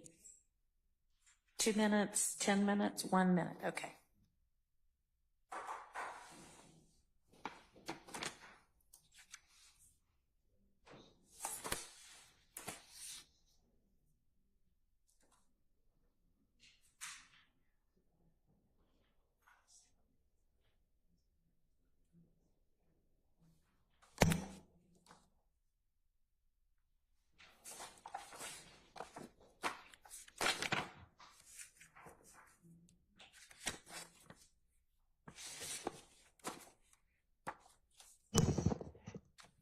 Your Honor, we're going to allow Mr. Atkins to stand up and give to the court the calls that we have identified within the wiretap that contain co-conspirator statements. Okay. One of the wiretaps. One of the wiretaps. One of the wiretaps. And Your Honor, this wiretap is it's a 6,000 page PDF where you can open up audio links. It has the date, the time. Okay. 90% of them have what they call reference numbers, where while they're watching the wiretap, they'll give it its own 4-digit identifier. Okay. Every now and then, the reference number will just say 0. I don't know why. So I think what makes the most sense for purposes of getting, I wanted for the defense to know where this specific audio is. I'm going to give, for most of these, I have the reference number, the date, the time, and sometimes I also have the PDF page on that document. So that's how I'm going to reference it for all parties to speak off the same sheet of music. Okay. Give me a ballpark before you do that of how many there are. Yes, Your Honor. Let me count these up. Ballpark. 5, 20, 100. More, they will be closer to 50 to 100. Okay. So instead of standing there and reading them all, do you have them in writing? I do. With what I can do is take, a lot of these have notes like next to them of things that stood out. And so what I can do is create a document that has the date, time, reference number. I would think that would be easier for everybody than making sure they write it all down correctly. Tell me this, what witness is this a wiretap of?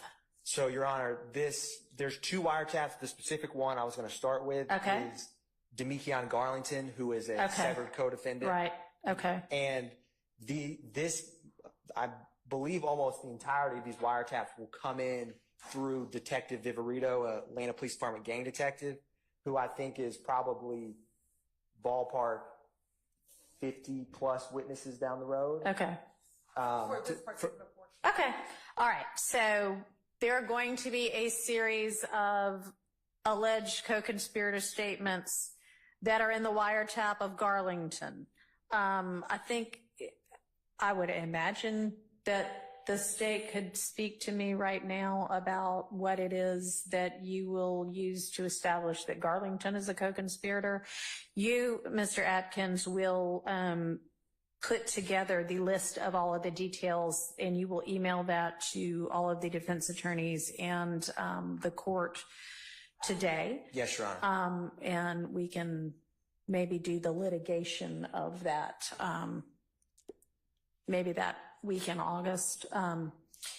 So I will need at least the portion of the statements that is at issue as well. Yes, Your Honor. Okay, so that is one set of co-conspirator statements. You mentioned another wiretap of someone else. Correct. Of Mr. Sumlin, And who is also, he has pled guilty, but he was one of Okay. the 28 indicted defendants in this. So case.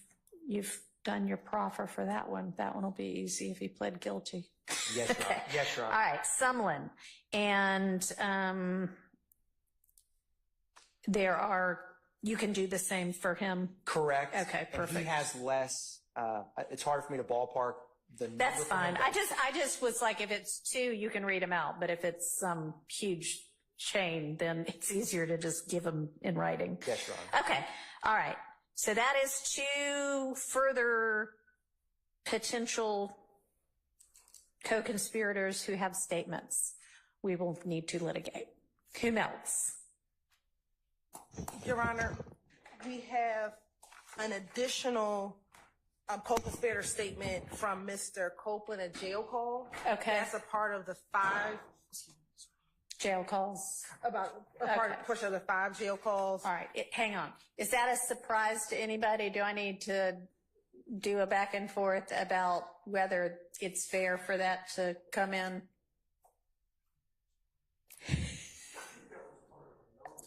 Okay, that was part of the notice, so that one's good. I don't think it's a part of the notice, but They don't think that was part of the notice, but they're willing for y'all to say that's good. But there was just a portion of that call that the defense objected to, but we can talk about that. Okay, and all right, but y'all have already been litigating that, so I'm going to call that one good in terms of notice. Whom else?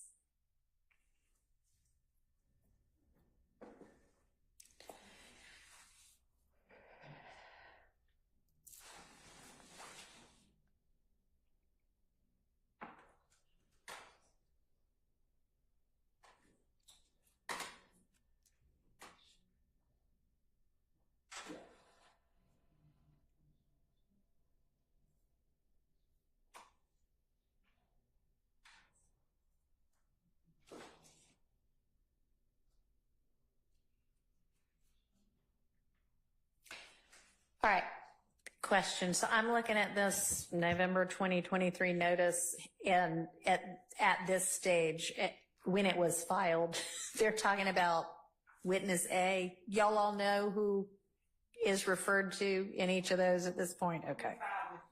Okay. We filed a supplement that wasn't filed. We gave to them. Okay. Witness A. All right.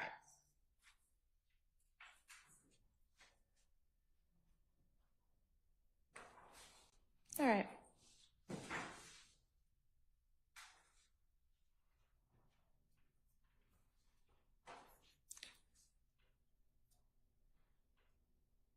Can you provide to this judge whatever that supplement was so that I know? Thank you.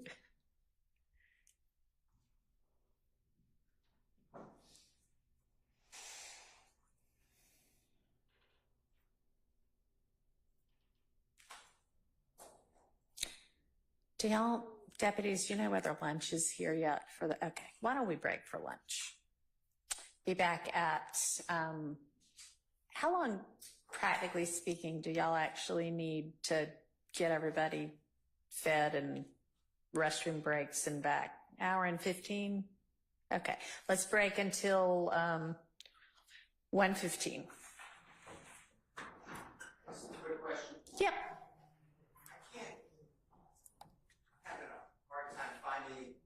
A statute on recusal that says you're not allowed to say the truth of what happened to the judge. I can't find that. Okay. I'll look for that. I'll look for that. During lunch. I referenced where it said that you can't use. Okay. That'll be great. Thank you. All right, we're in recess. Let's say till 1:20 since we've already eaten up like 5 minutes.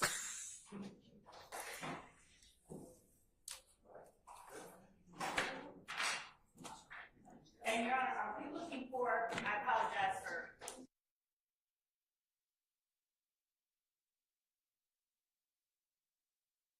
All of them, when the court had asked me earlier, whether in all of the jail calls, all of the wiretaps, all of the recordings. Yes, at this stage of the game, we need to give notice to the defense of every potential co-conspirator statement. And if in the afternoon you can do essentially what Mr. Atkins just did, it's going to be this set of statements, you know, and we'll give you the details of where to find it later. That's fine. But yeah, it's going to be this witness, that witness, and the other witness in these statements as to each of them. Yes, because A, they need to know at this point, and B, we need to know what we need to litigate at this point. Okay. So yes, thank you. All right, in recess.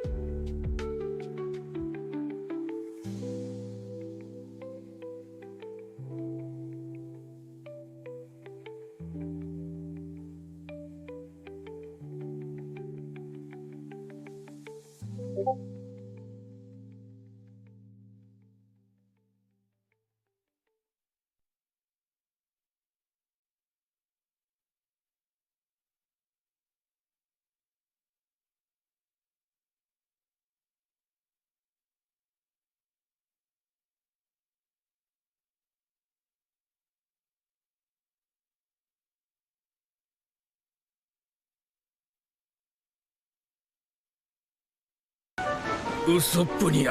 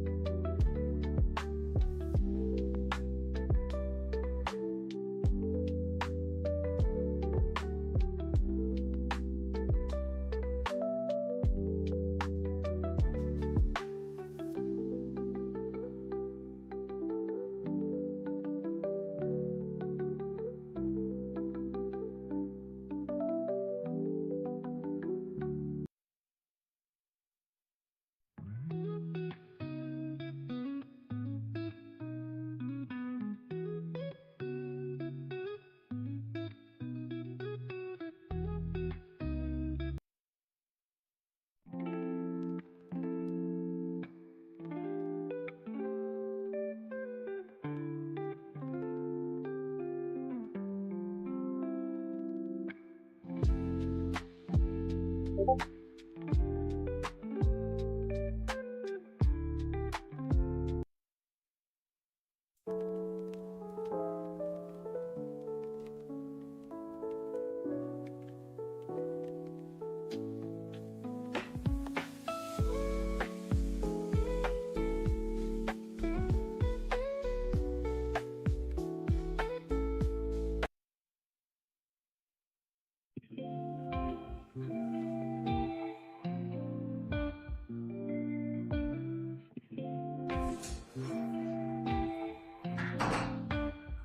right, good afternoon. Hope everybody had a good lunch.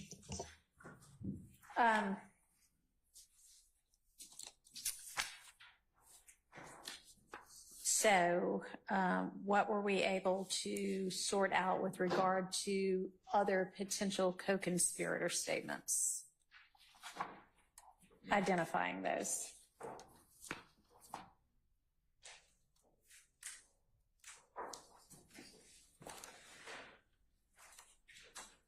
Your Honor, we have a list of potential ones. Okay. Sort of a broader universe. And I'd like to narrow them down before handing them over. Some of them we have reviewed and they have statements about drugs that we may not want to introduce. So there's a large volume of, for instance, calls that have certain commentary in them. Okay. So you can identify the statements and you're saying that it may be less than the full statement and you can further narrow that, but you at least at this point have the person and their statements. Yes. Okay. Up to a point, yes. Okay. Up to what? You can go ahead and continue to explain.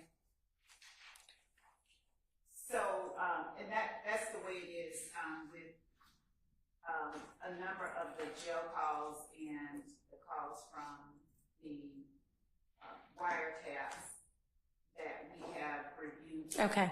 far. Okay. We have, there are some that are left unreviewed, but the ones that we reviewed. Okay. And for the ones that are left unreviewed, can you identify, here's the person and here's their universe of statements? We just can't tell you what portions yet? Do you understand what I'm asking? I think I do, and I don't think that you can. When you said, if you could just clarify. Okay, so why don't you do what you can right now, and then I'll ask you the rest of it. So as to what you have prepared, let's go ahead and share that. Okay, so this is much in the way that Mr. Atkins was a list of Right. 54 calls. Okay. It's similar.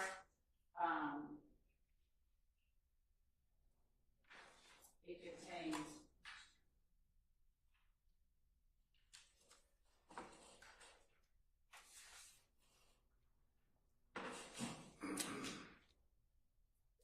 You don't have to count the number. You can just go ahead and give them the notice.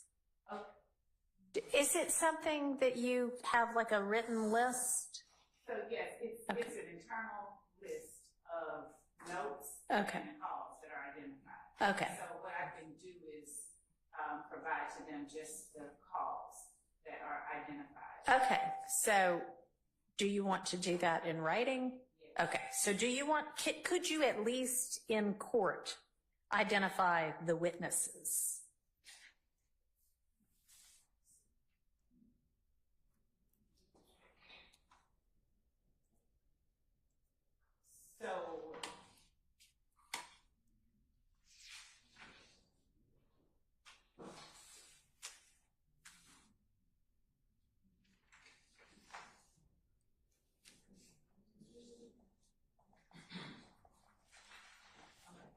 So when you say the witnesses, you mean who we're going to introduce me through? No, that's not what I mean. I mean, who is the alleged co-conspirator whose statement you think you're going to use?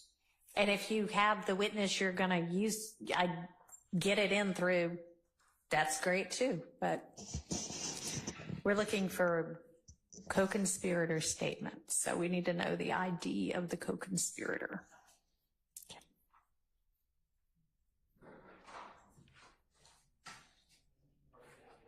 So mainly the ones from the Garlington wiretap are the ones that are identified in a majority. That's the ones that we have the majority of. The remaining jail calls that we've identified, they are jail calls of Diamante Kendricks, Martinez Arnold, Shannon Jackson, all of whom are actual defendants who either are currently in trial or who have pled, and Marvius Nichols.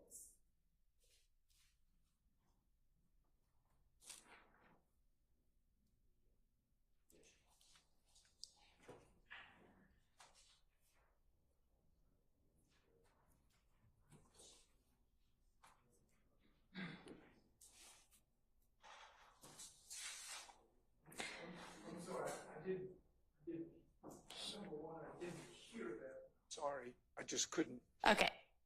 hear it. And number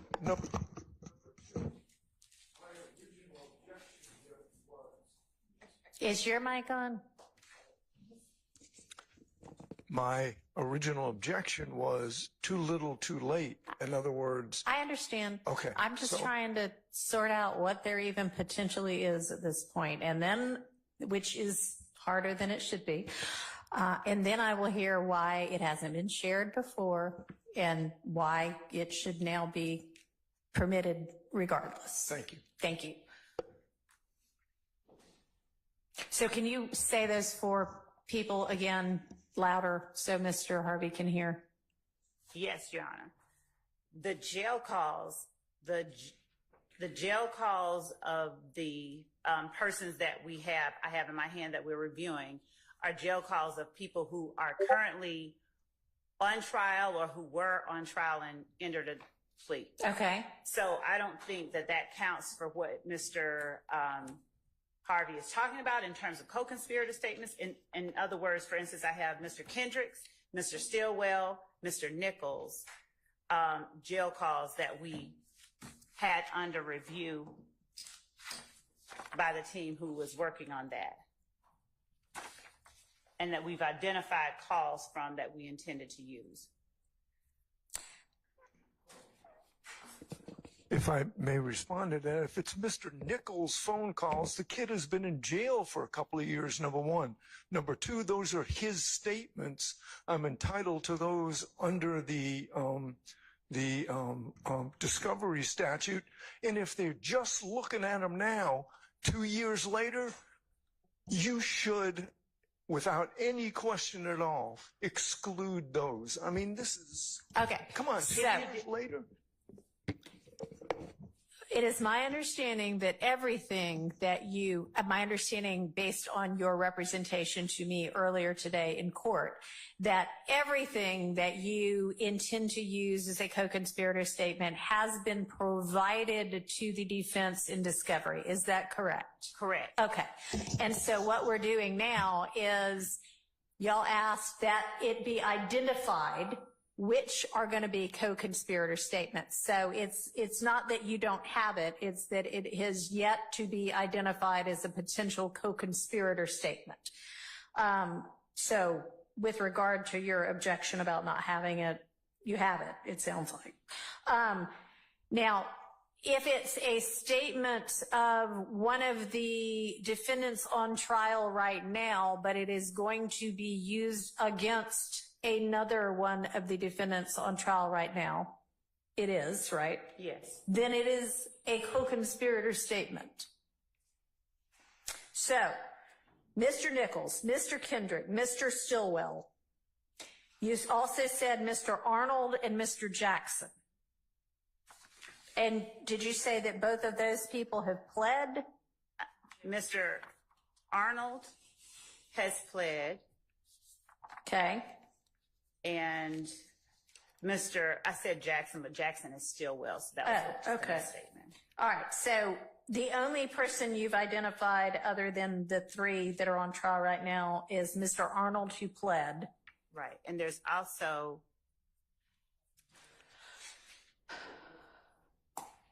Nichols, Kendrick Stillwell. And I have a jail call from Quindarius Zachary. Okay. We've identified. That you've identified only now, not previously. So don't tell me that the three that were already identified, they don't have an issue with in terms of it. Late notice, yes. So was Zachary one of the people that had been identified in that November 2023 notice?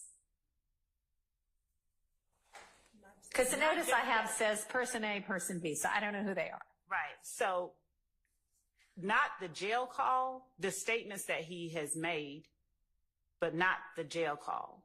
So the name, I believe Zachary is either A, B, or C. I have to look at our notice. Doesn't matter who.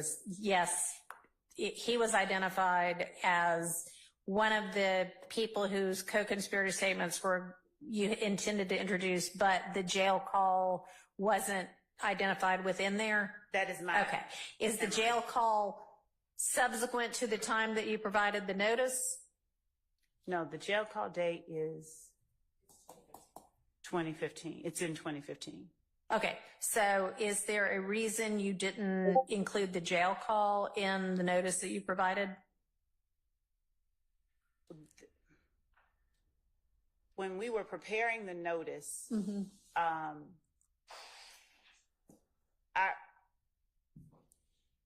our understanding of the need to extract jail calls that contain this information or wiretap calls that contain this information and identify them was separate from our obligations regarding generally what co-conspirators say. Okay. Can somebody provide me either the order, oral or written, or the directive that the court gave to the state so that I can figure out whether that was a reasonable interpretation? And we're going to get that for you. And at the time that we were under the obligation to present the co-conspirator statements, we were still, and the court was aware, we were still listening to, because there was an ongoing commentary about the jail calls and the number of them and identifying them. So we were still listening to them. Okay. So at some point, presumably, you completed your listening? I mean, I know they're still ongoing, so I'm not talking about a jail call somebody did last night. But even okay. All of the ones. Do you understand? I'm sorry to interrupt you, but let me back up and ask a different question instead.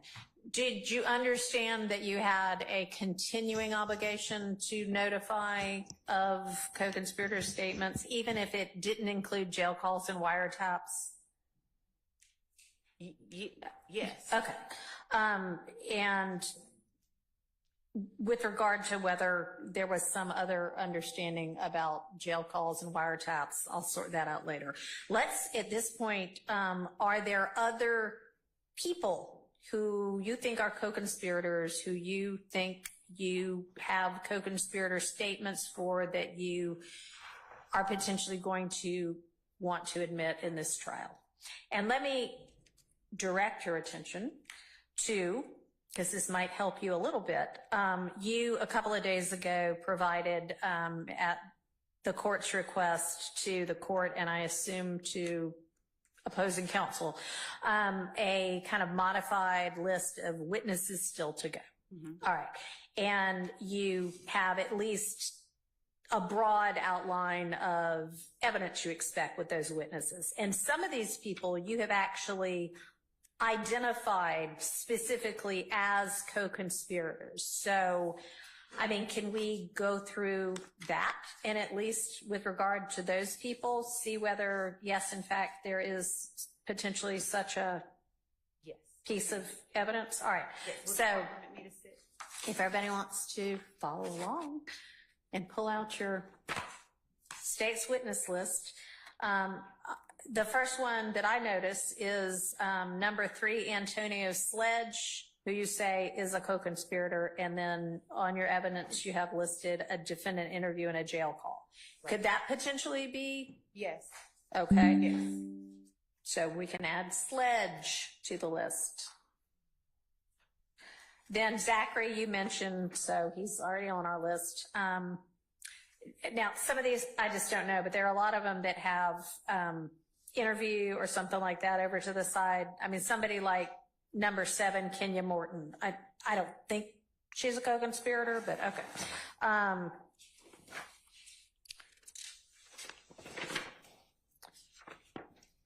And then Arnold, who's number 27, you mentioned. How about number 35, Wooney Lee, who you have labeled as a co-conspirator? He is. Okay, and are there potentially co-conspirator statements from him?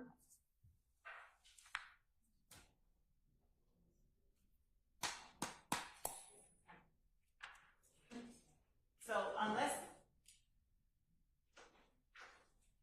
what we have of Wooney Lee consists of social media evidence. So arguably, if that could be considered co-conspirator statement. Said better to say yes, I think so, and it not be than the other way around at this point. I think it was 35. 33. Says 35. Oh, no, it says 35 on mine because I got what, today maybe? Or yesterday afternoon, an amended witness list that adds a few people. And Your Honor, for the record, it added 2 custodian records for Okay. Sprint and T-Mobile. Okay. So anyway, Wooney Lee, either number 33 or 35.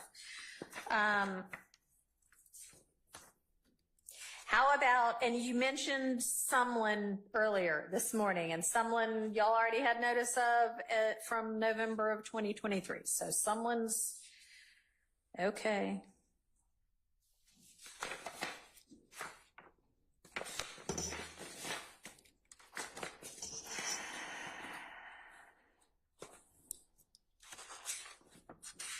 I mean, that may be it in terms of, in my review over lunch, what I noticed to be pretty obvious ones. Are there other ones?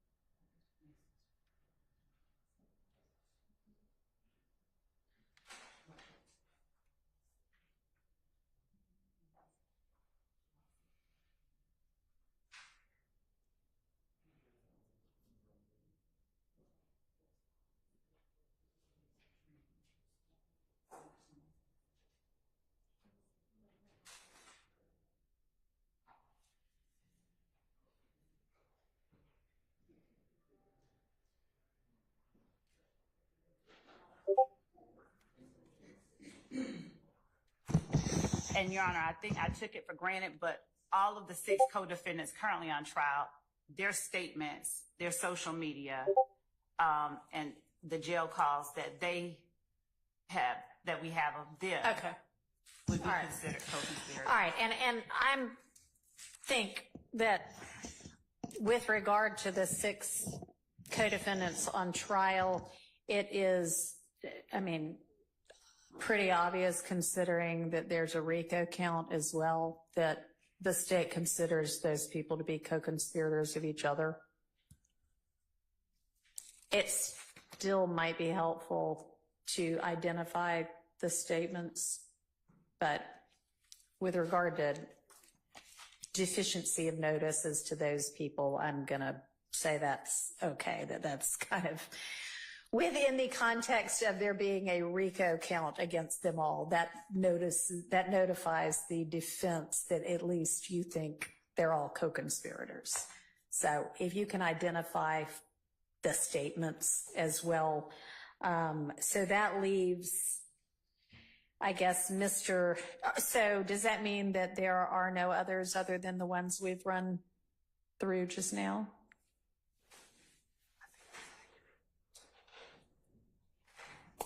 I want to say that that is accurate. I want to be accurate before I say that that is accurate. So while she's making sure she's being accurate now, somebody else can tell me, so on the notice that is from November of 2023, the 2 people who are they? Zachary and Sumlin, the people that are identified as like person A and person B? Everybody seems to know except me at this point.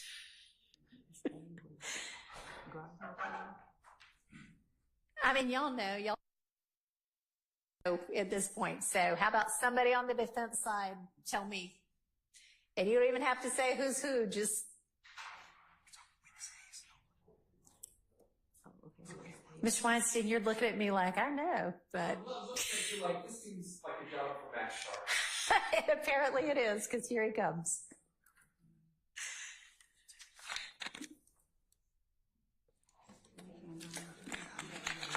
I'm looking at, am I correct that you're asking about this notice of the 3?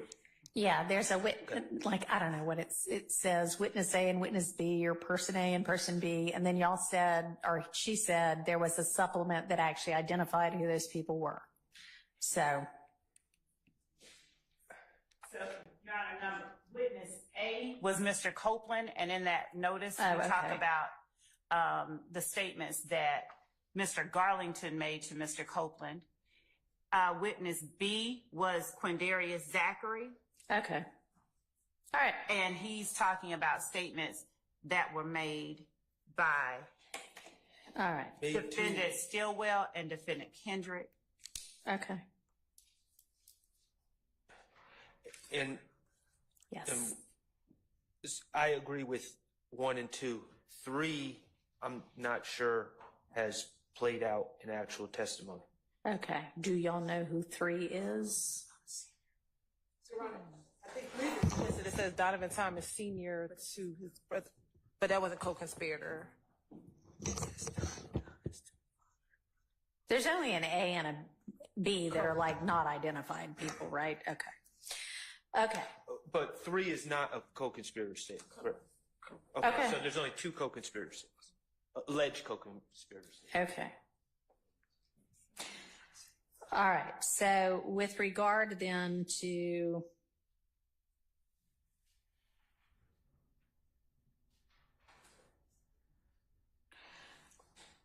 Damone Blaylock, Your Honor, there are statements that are made, well, there's social media that we have identified. Damone Blaylock is a defendant in this case who's been severed. Severed. Okay. He, social media from the incident listed on the indictment that he was already tried for with one of the other defendants currently on trial. Okay. And Lee is also a severed co-defendant, right? Lee, yes. Okay. How about Sludge? Sledge is a co-defendant that already pled guilty. Okay. All right. Yes. You might want to know Mr. Lee, he resolved this case. Okay. But I mean, he was at one point part of this indictment, the big indictment. Okay. All right. So then really for everybody that was a part of this indictment, everybody was charged under the RICO count, right? Yes. Okay. So it will come as no surprise that the state thinks they are co-conspirators because the state literally alleged that in the indictment. So at this point, there is an objection that they don't have notification of what the statements are. And we are several months in. How quickly can you get to them the detail about what you think co-conspirator statements you intend to introduce?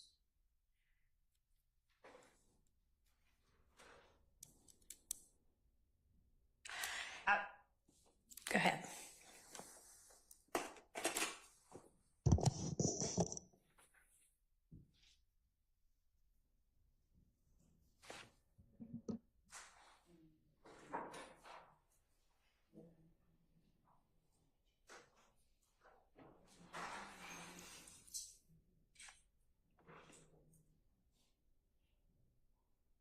Your Honor, not certain what amount of time the court's willing to allow us to identify anything not already identified or in the indictment. I don't know if a week exceeds what the court is willing to give. It's what we would ask to identify within the discovery already provided. Right. Identify specific statements that are there. We would ask for a week to identify that. All right. Understanding, Mr. Harvey, your objection to delayed notice, I am going to overrule that objection right now to the admission of the evidence. We, of course, still need to know what the actual evidence is. And a part of the basis for me overruling that is that it appears that the whole trial has kind of been operating on a rolling basis with regard to the evidence. And there have been orders even that, hey, you know, every other Friday, let's talk about the evidence that's coming in for the next 2 weeks. And so if that's been the understanding, then so be it. But I want that to stop right now, which is why we are going through in what I consider to be painstaking detail, because this really should not be what the court is spending its time doing. This is what y'all ought to be doing on your own. But I want us to get on a track where the litigants know what is potentially coming in against them, less than here's the universe. And I want us to be efficient, but I don't want y'all, anybody, either side, having to try the case sort of, you know, blind, or practically blind. So let's, now that I hope we all are getting a better understanding of how it ought to work moving forward, I am going to give y'all, because I've given y'all a lot of other tasks as well, 1 week until next Thursday to get all of that in detail, including anything in wiretaps, including anything in jail calls to the defense. Okay. You look like you want to say something, Mr. Steele. Okay. All right. You're welcome. Okay. So, what else can we get done today? You know, just to address a matter that the court asked me about before lunch. The court had asked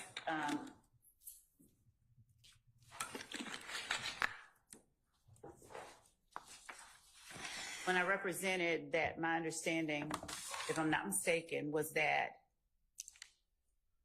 the matter of disqualification of a judge was not competent evidence to be used in the trial.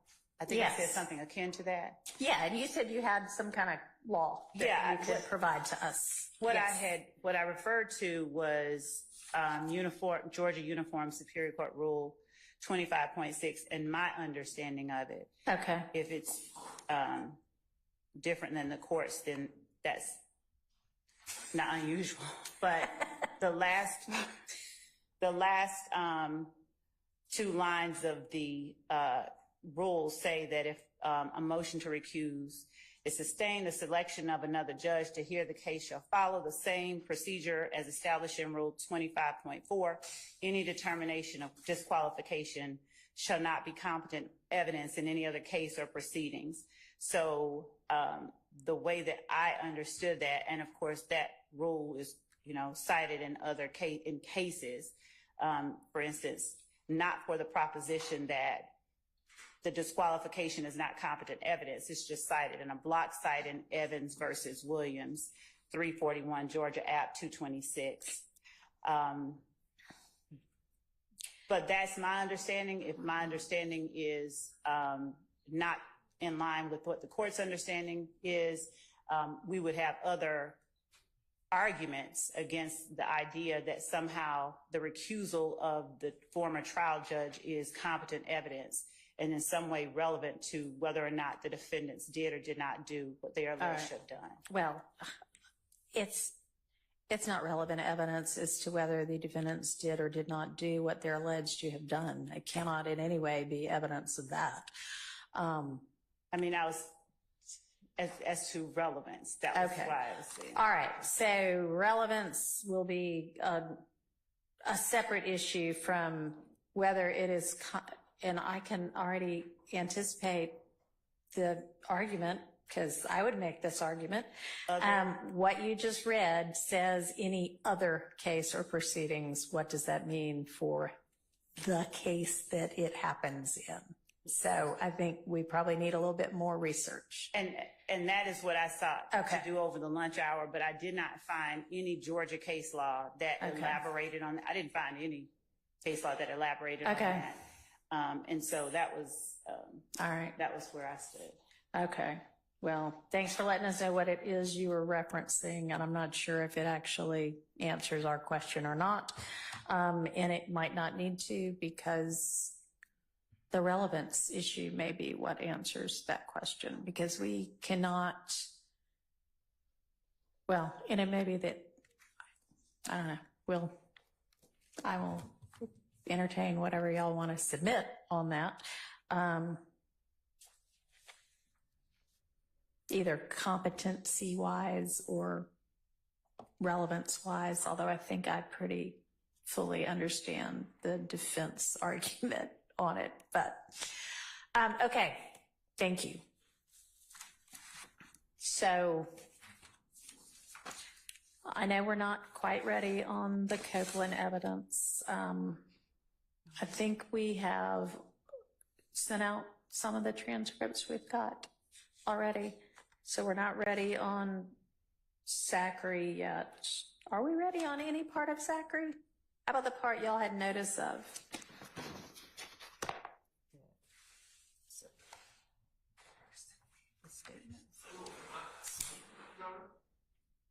Yeah. I'm a little confused. It's not even showing that I have a message, but okay. So that's a problem. Yes.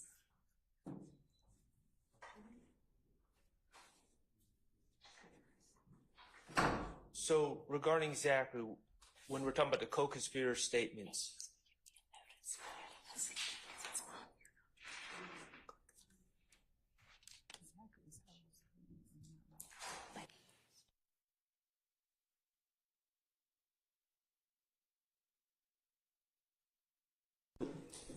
we've been talking about Mr. Quindarius Zachary in different kind of contexts here. We've spoke of him having approximately 9 hours of statements, right. And we're also speaking about him in context, as I understand it, with the co-conspirator statement.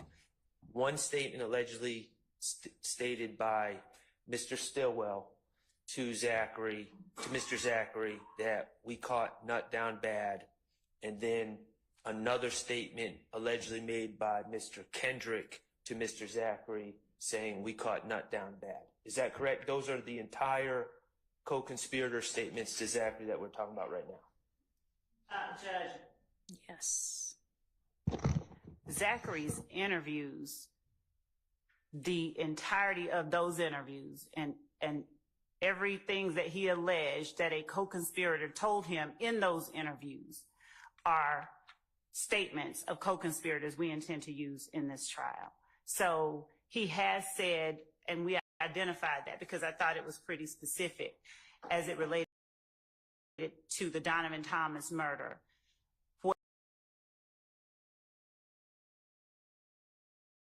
What it is that two defendants currently on trial are alleged to have said. Okay.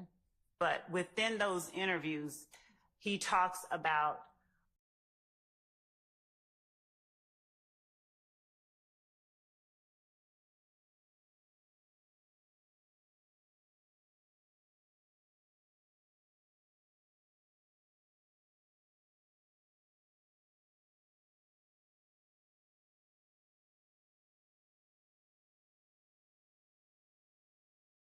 other co-conspirators and acts, for instance, the shootings, the buying of the shootings of one of the incidents that are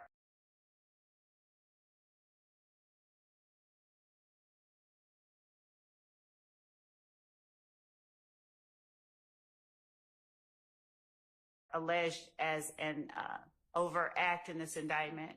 He talks about his role providing guns to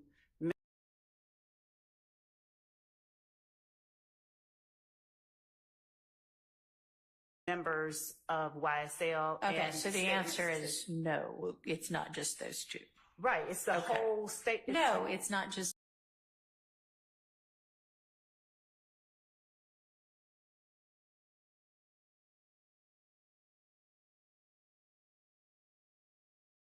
those two.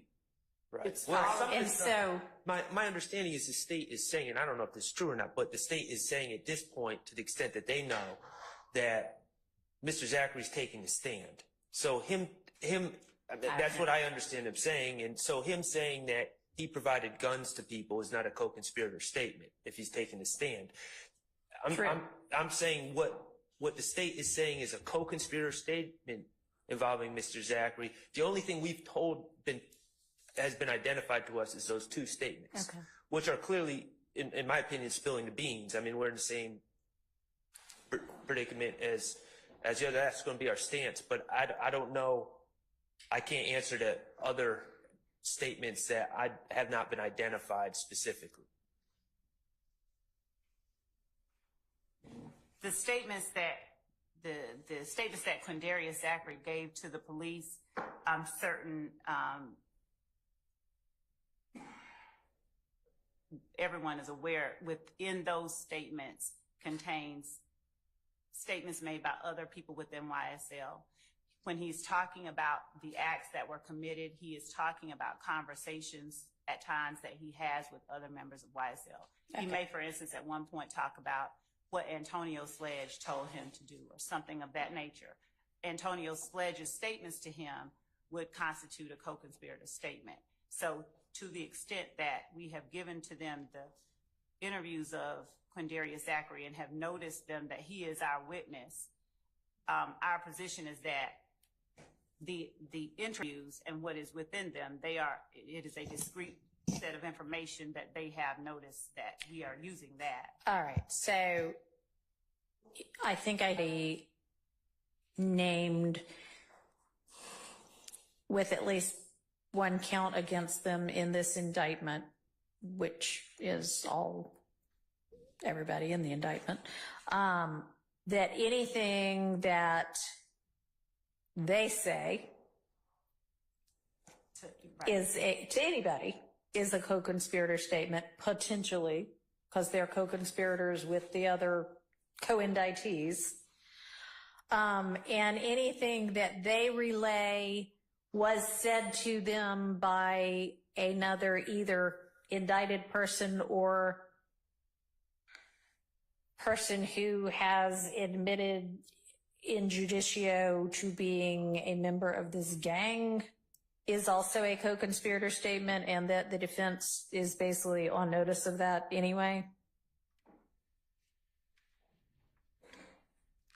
If it is contained within an interview that we have given to them, Okay. yes. If it is a statement that is made to someone alleged to be YSL, yes.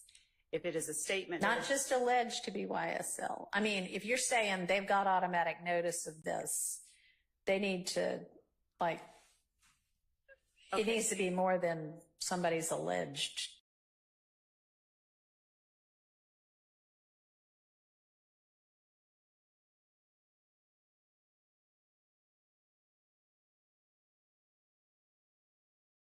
To be YSL for them to, if you're saying, hey, my notice already based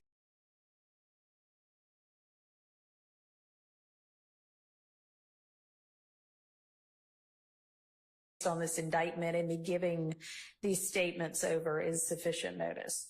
The only reason I said alleged is that the people here in have not, we're on trial. So. Right, but they're co-indictees.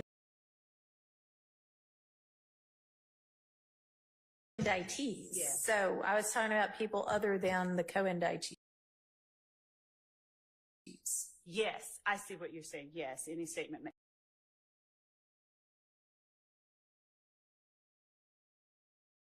Yes, to answer the court's question earlier, then yes.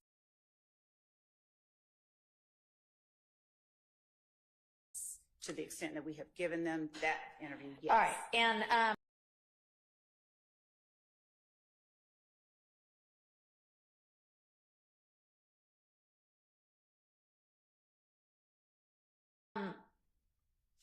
so are you seeking to say, and maybe this is where Mr. Sharp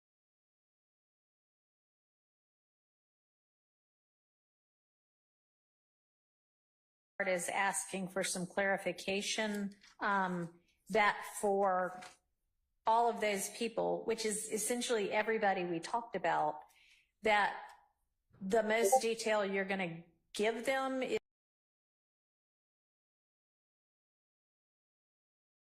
is you have their statements? No. Or are you going to break it down further within the next week? We will break it down further, but there are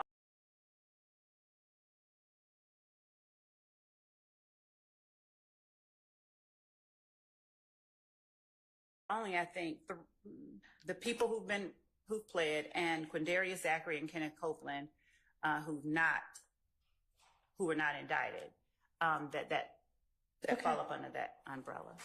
Does that answer at all your question? Can I explain how it really doesn't, and it's kind of to move from the theoretical, the theoretical to the reality. Yep. The reality is these statements, for instance, Mr. Zachary gives a proffer. There's like 4 district attorneys and probably 4 investigators in the room with Mr. Zachary and his attorney. The district attorney, you're really the investigators are just peppering him. Well, tell us about the Lil Wayne bus shooting, or tell us about the shooting on, someone's house. Mm-hmm. And to the extent that, now I get it if Mr. Zachary's saying he was there for a certain event, but there's discussion of a lot of that. The shooting of the convenience store on Cleveland, I'm just making this up, Cleveland Avenue. And I'm just going to use my client's name because he knows I don't mean anything by this. Well, yeah, I think Shannon did that. I think Shannon did that, and that's my understanding, And there's no real, these aren't lawyers asking the question, and there's no indication of what he's basing it on, who told him, who he's saying told him. Right. So you need to know in more detail. Is the state planning to use, I think Shannon did that. Right. Is that what you want to know, so that we can then drill down on, is there any basis for that coming in? Right. I need that to what know you mean? what the statement is. If the state knows, now obviously if the statement says, Mr. Huey told me this, then I understand that Yeah, he's saying the okay. source is Mr. Huey, but there's just so much information that's just Okay. like being thrown out Okay. with no declarant, no identified declarant. Sure. Okay. So first things first is you identify within the next week what parts of each statement you intend to use, because it may be that you are not going to use, I think Shannon did it. And so if that's the case, we won't worry about it any further. So identify them. And if you can also, before the end of the week, before a week's time is out, identify the source. If it's not readily apparent, do that as well, but at least get them each statement. And so we'll go from there. Okay. All right. So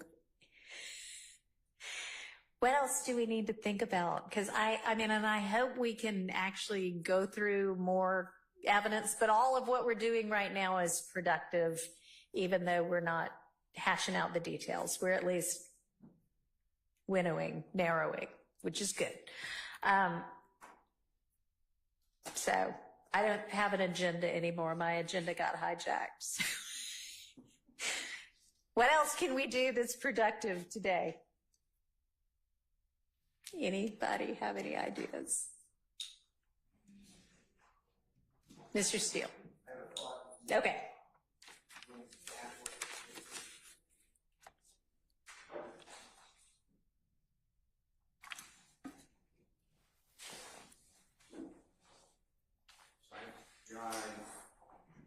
I could get you a brief very fast, but I argued this before the recused judge and it was denied. The former judge would not give me a certificate. I took it to the Court of Appeals of Georgia under the collateral order doctrine. I lost, and then the Supreme Court of Georgia denied cert. Okay. But there's a ruling on it. Okay. So if you don't want to rehash it. I don't even know what you're going to ask about. The indictment is fatally defective. Okay. So I could take a quick count, if you don't mind, right now, and it should apply to, Okay. definitely applies to Mr. Williams. All right. I don't know. I mean, if it is something right offhand, if it,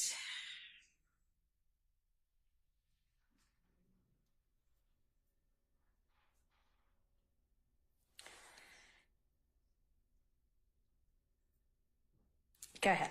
Okay, well, it's a general demur. I was going to do it again at appropriate time, but since you asked. Since we don't have anything else to do right now. Okay. So in count 56.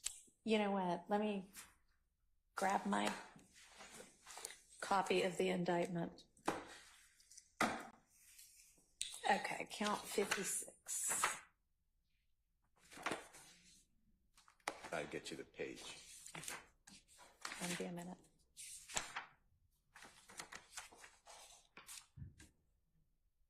It's page. Okay, got it. Page 90. Okay, so that charges Mr. Williams. I'm just using this as an example. Oh, It okay. repeats charges Mr. Williams with participation in criminal street gang activity, and it gives a date range, and it says the essential elements need to be there while occupying a position of organizer, supervisor, or other position of management or leader of the criminal street gang. YSL did engage in directly or indirectly or conspire to engage in any one of the following acts of criminal street gang activity. And that lists murder, aggravated assault with a deadly weapon, armed robbery, hijacking a motor vehicle. Sorry, I apologize, Ms. Winfrey. Okay. Participation in criminal street gang activity for that said accused in the county of Fulton and state of Georgia on and between the 12th day of May 2018 and the 8th day of May 2022 while occupying a position of organizer, supervisor, or other position of management or leadership of the criminal street gang YSL, did engage in directly or indirectly or conspire to engage in any one of the following acts of criminal street gang activity of YSL, to wit, murder, aggravated assault with a deadly weapon, armed robbery, hijacking a motor vehicle, sale of marijuana, possession of marijuana with intent to distribute, theft by receiving a firearm, and possession of a weapon by a convicted felon contrary to the law. The state, good order, peace, dignity thereof. They're going to repeat. But, Your Honor, my belief is that the grand jury, by and through the Fulton County District Attorney's Office, did not allege a material element. There are 4 material elements in violation of criminal street gang activity. And there's going to be a jury instruction that the court, one day is going to give to the jurors. There is a jury instruction on this crime. I'm trying to get you the pattern jury charge that gives the essential elements.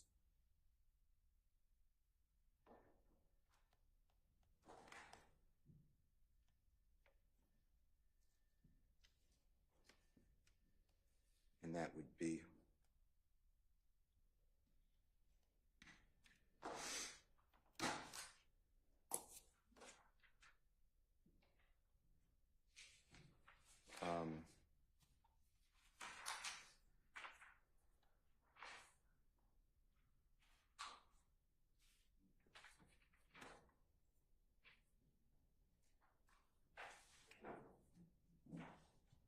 pattern jury instruction 2.02.25.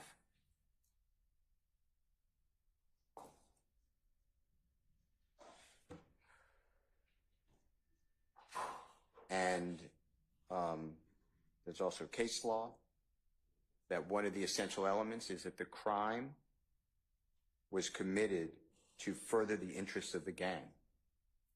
That is omitted in count numbers 56 and 57 for Mr. Williams. There are other people here charged, Your Honor, that has the same issue. Okay. But they're different count numbers. And the way I understand the law is that the fact that the statute does not give the mens rea, every crime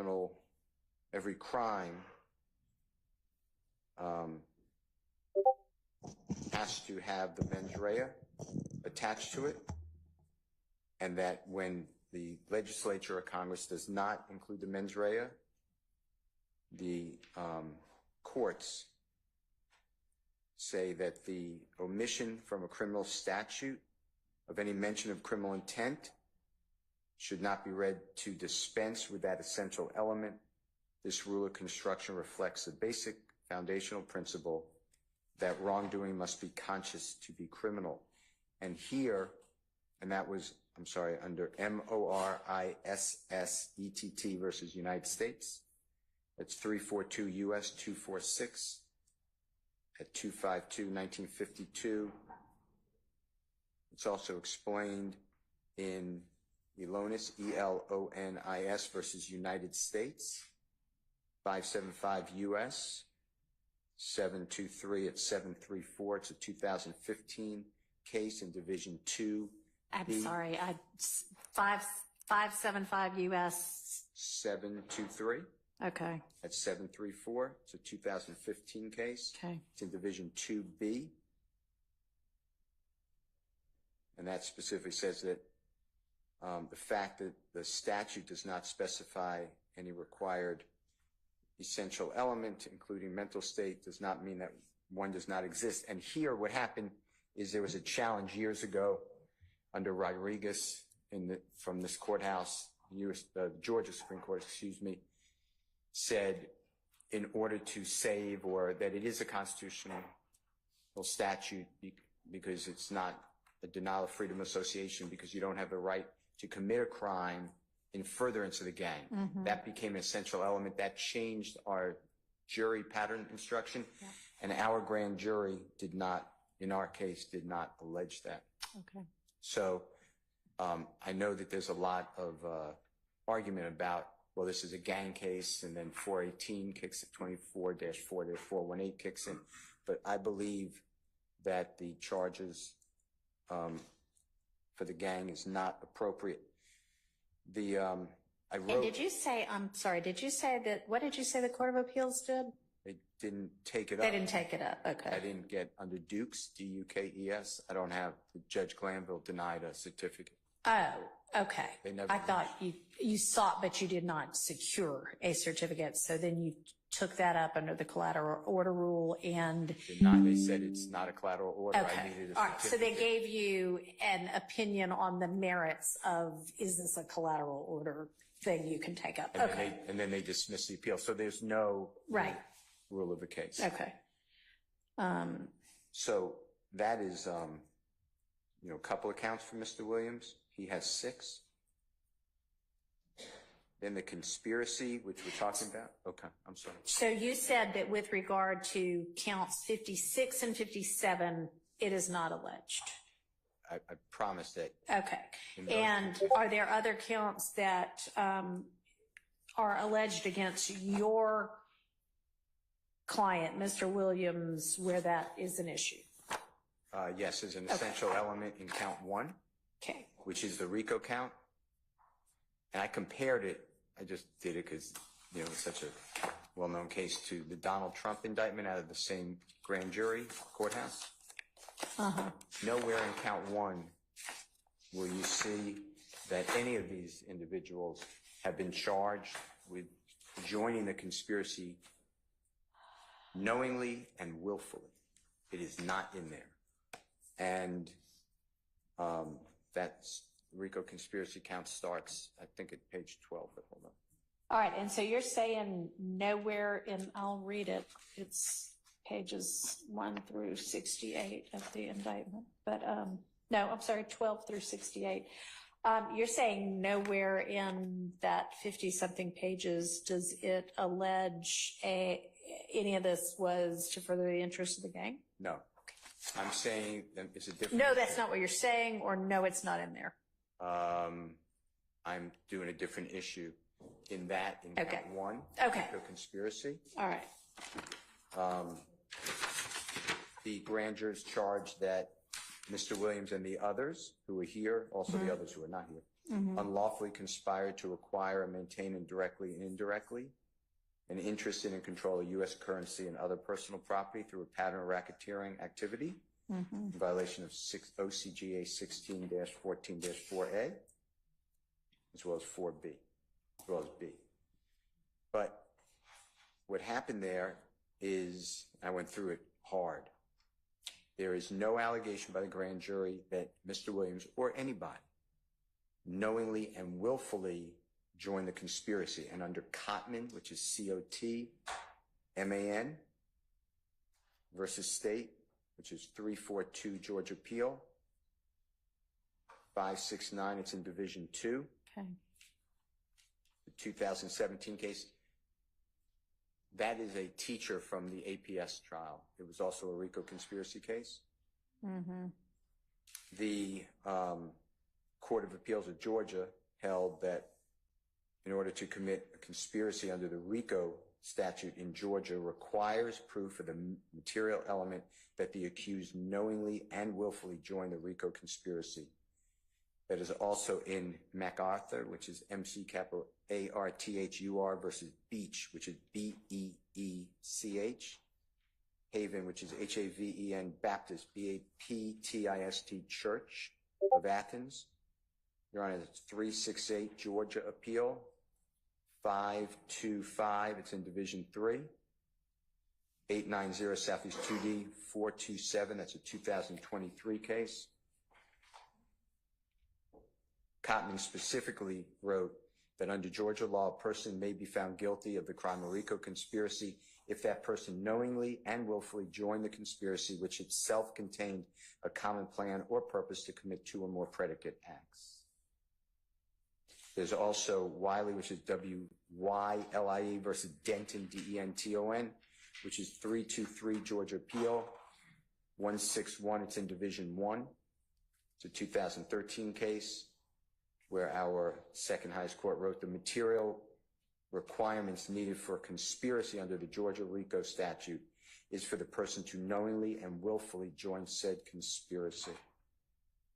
There's another case called Z, like in the Honorable Lawrence Zimmerman -space, SPACE, comma, Inc. versus Dan Tanners, DANTANNA apostrophe S, CNN Center, LLC, and that's at 349.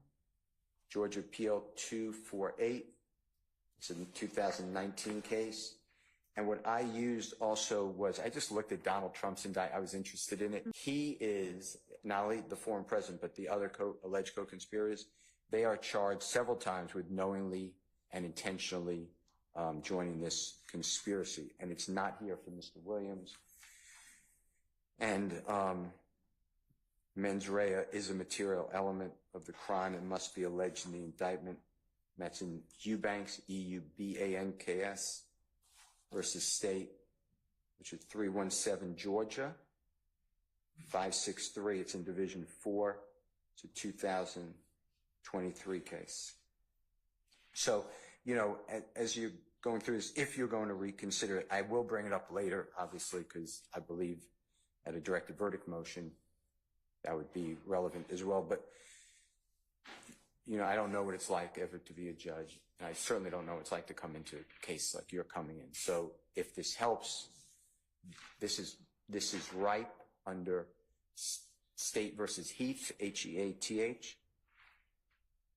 Once the jury is sworn, a general demurrer can be made orally or in writing. I actually put this in writing. Okay. But I waited till the jury was sworn, and I did that. Okay. I mean, intentionally, because jeopardy attached. So. Sure. Yeah, and if it is already in writing, I'd love to have that. And I assume this got argued at one point before if the prior judge made a ruling. So if there's a written response from the state, point me to where I can find that as well. If there's not, point me to where, like what date it's argued.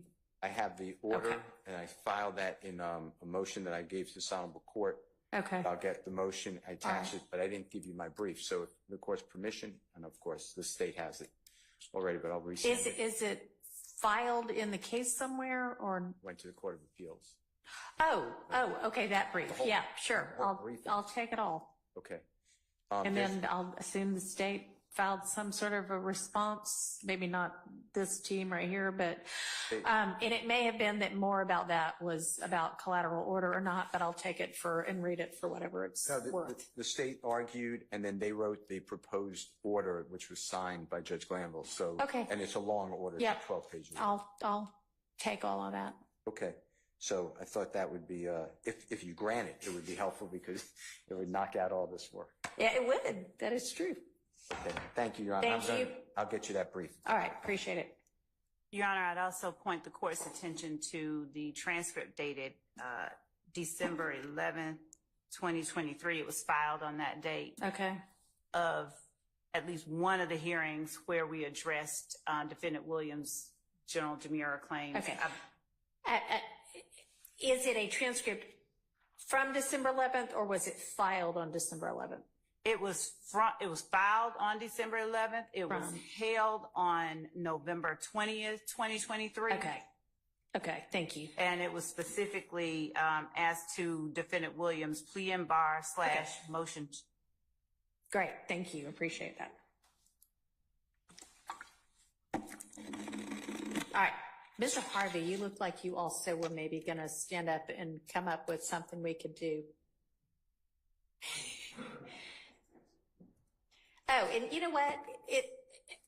Hang on. Sorry.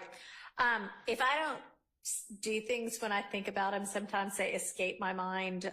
So I understand that for Mr. Williams, that is count 1, count 56, and count 57 you're alleging are fatally defective And you mentioned that may be true about other defendants as well. Are there other defendants who either have already made or intend to sometime before this goes to a jury make a similar argument with regard to counts that you have against you?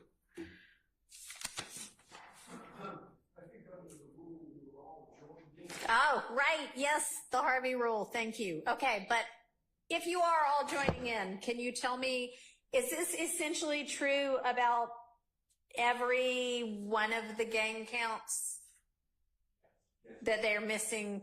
Okay. All right. Then I can sort out for myself which ones go to which person. All right. Now, Mr. Harvey.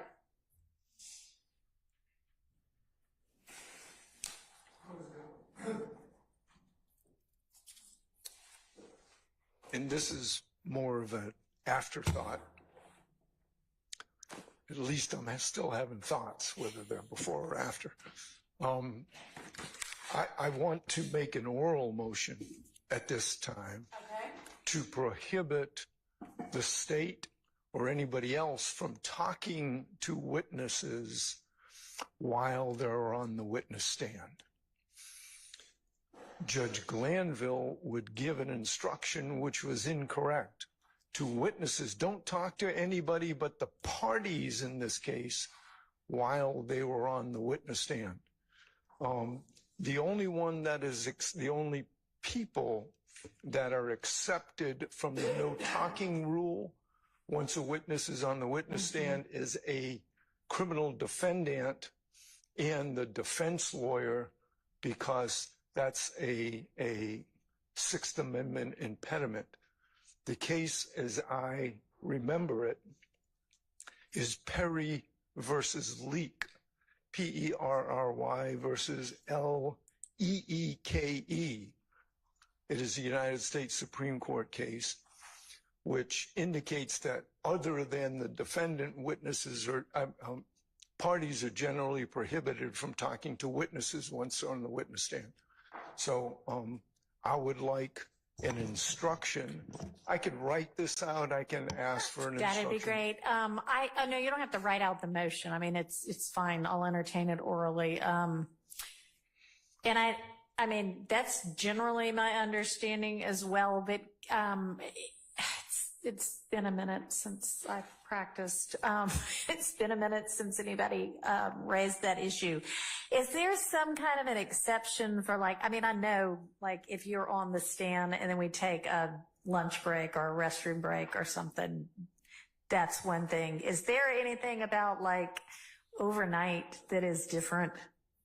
Only for the defendant. Okay. And the defendant's counsel. That was the whole basis of Perry versus Leake. Right. The state said in Perry versus Leake, hey, you can't talk to your client while he's on the witness stand. And the Supreme Court said that yes, because there were Sixth Amendment implications, that a defendant and a defense lawyer could, but generally other witnesses could not. Okay. So you're hazy close. Memory. Yeah. All right. Does the state have a response? Your Honor, I believe that the rule that Mr. Harvey is referring to essentially is the rule of sequestration, and as it relates to other witnesses and about talking about the witness on the stand's testimony. The reason I was looking feverishly is that Ms. Hilton and I had actually discussed this, and I had sent her a case, not from within Georgia, but it literally spoke directly to it. So I was at least looking for that. All right. Because I don't think that under the rule of sequestration that attorneys, I think that Judge Glanville had it right, attorneys are not prohibited from speaking to witnesses. But I want to make sure that we get the law. Let's make sure we get it right. So I'll submit whatever you want to submit on that as well.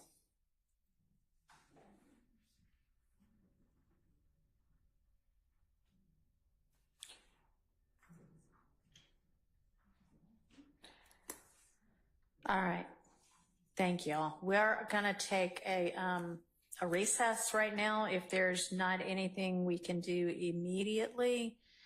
And we will be back at 3. on a Rule 22 matter. Y'all got that notice, right, that there was a new Rule 22 filed? Yes, sir. Okay. All right.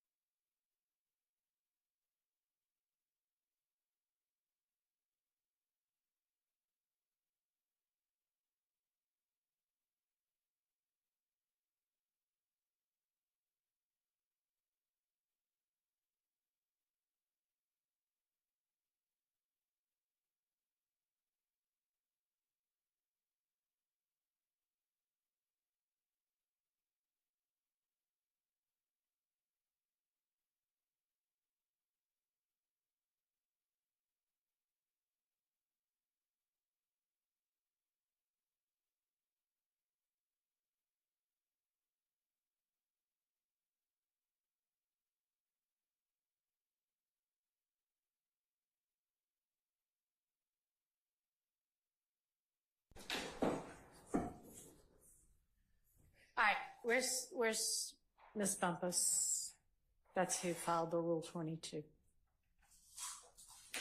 Good afternoon. All right, so you filed a Rule 22 at, what, 11:10 or so? That's fine. The night before last, so, and you had said that you wanted to start recording for yesterday, and honestly, I didn't even know you had filed it until we were finished with the court yesterday afternoon at 4 something, because it came in so late. And normally the Rule 22s go to our public information office, but I know about it now, and so I have provided notice to all of the parties, and I will listen now to, or ask if there is objection from any of the parties or witnesses or victims to the Rule 22 filed by Ms. Bumpus.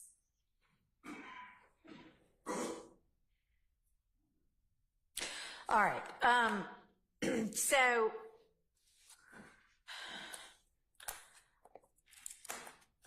I am not real. So what are you looking to do? Your Honor, I just want to be able to record what's going on in the courtroom. All right. And you had already, I guess, yesterday live streamed from somebody else's live stream. Miss, what is that person's name? Miss Sylvia. Miss Sylvia? Yeah, she's sitting in the courtroom. Okay. All right. So there are an inordinate number of separate Rule 22s in this case anyway. I'm not really sure why everybody is not using the pooled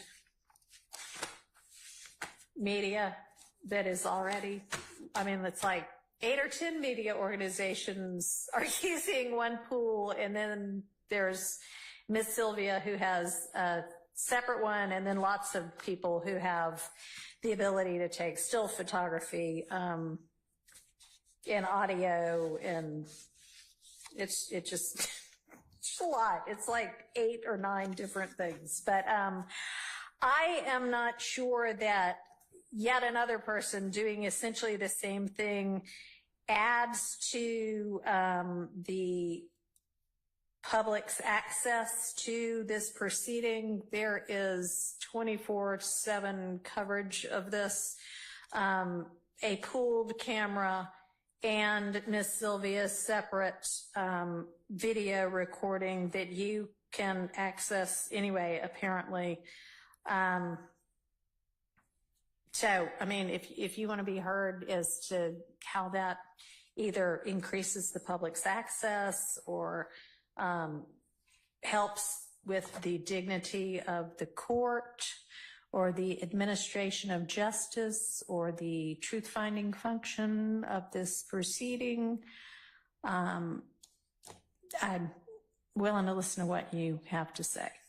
Your Honor, I'll be brief. I just would like to say that at any point, these other people who are part of this pool, they have logos, and they can pull what I am streaming on my personal YouTube and do copyright issues. They have their own logo on there. And also, I don't always want everything that they are streaming. I don't need the full court hearing all the time. There are specific parts that I need to reference and informing the public of what's going on. And that's my point of being here. And I'm just trying to do everything right so that I can, pass the smell test. Okay, so with regard to, I mean, obviously you can let the public know anything you want to, and you can video blog, vlog, all you want to, any kind of opinion that you want to about the case. And you can obviously also sit here and watch all of the proceedings. Are you saying that you can't use somebody else's, like the news media coverage? It has their logo on it. At any time they can say it's copyrighted and take it from me. or Okay. from my page. Have you asked anybody other than, is Miss Sylvia okay with you using her? Because honestly, it's a little bit disruptive to have essentially phones in court. I mean, it ought to be that unless you are somebody who has a Rule 22 already in effect, or you are an attorney in the case, you shouldn't have your phone out or on or anything. And it's kind of chaotic in this entire part of the courtroom. And I find it to be distracting. I find there to be security concerns with having to constantly figure out, okay, who's authorized to have their phone out, who is not. And so what I would like is, until there's some point when you find out that you're not able to use somebody else's, what they've already taped. I mean, I'm kind of saying, why don't you and Miss Sylvia be the second pool? Okay. Would that work? We'll try it out. Okay. So let's do that. Y'all are now the second pool. You will revisit it if I have an issue. Sure. Thank you, Judge. All right. Thanks. All right. Anything else we can do today? Or did I give everybody enough work that y'all can just go home and do your work? And y'all gave me plenty of work to do also. All right. So we are adjourned for the day. How about we see each other at 9 in the morning? Which doesn't mean when we get the jury back. If we get the jury back, I won't go back to 8:45. But let's see each other at 9 in the morning, and let's be ready to actually work on some actual evidence, okay? All right.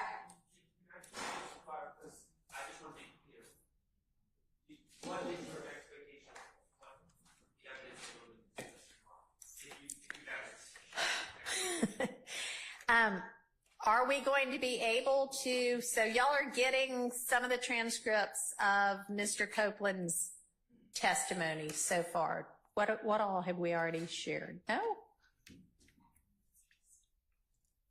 We don't have any of his testimony? I thought we had at least the 11th. When are we getting that? By the end of the day?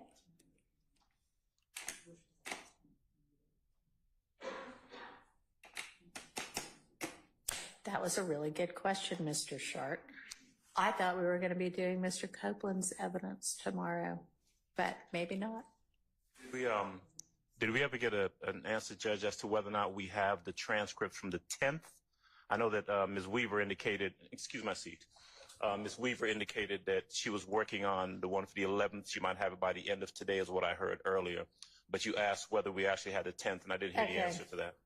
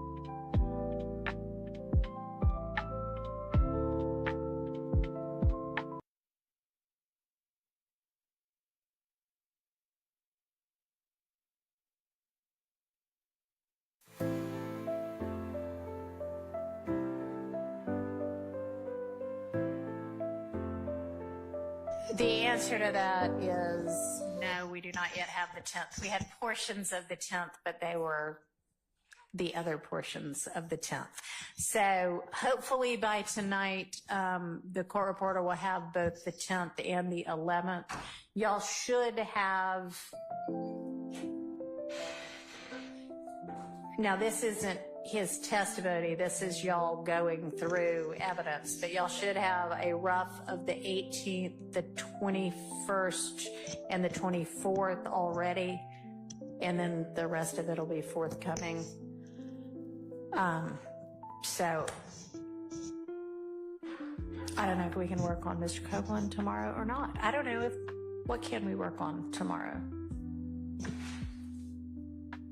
No point getting together, as much as y'all are all delightful. No point getting together if we can't get work done.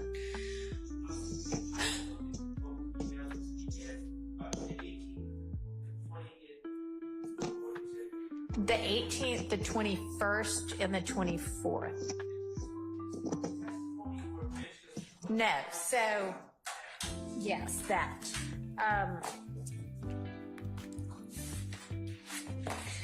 So he testified on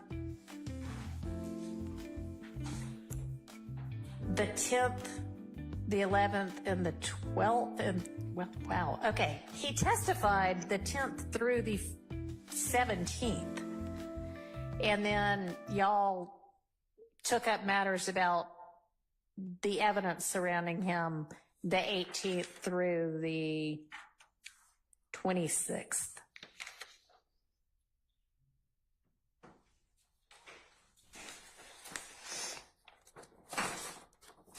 All right. I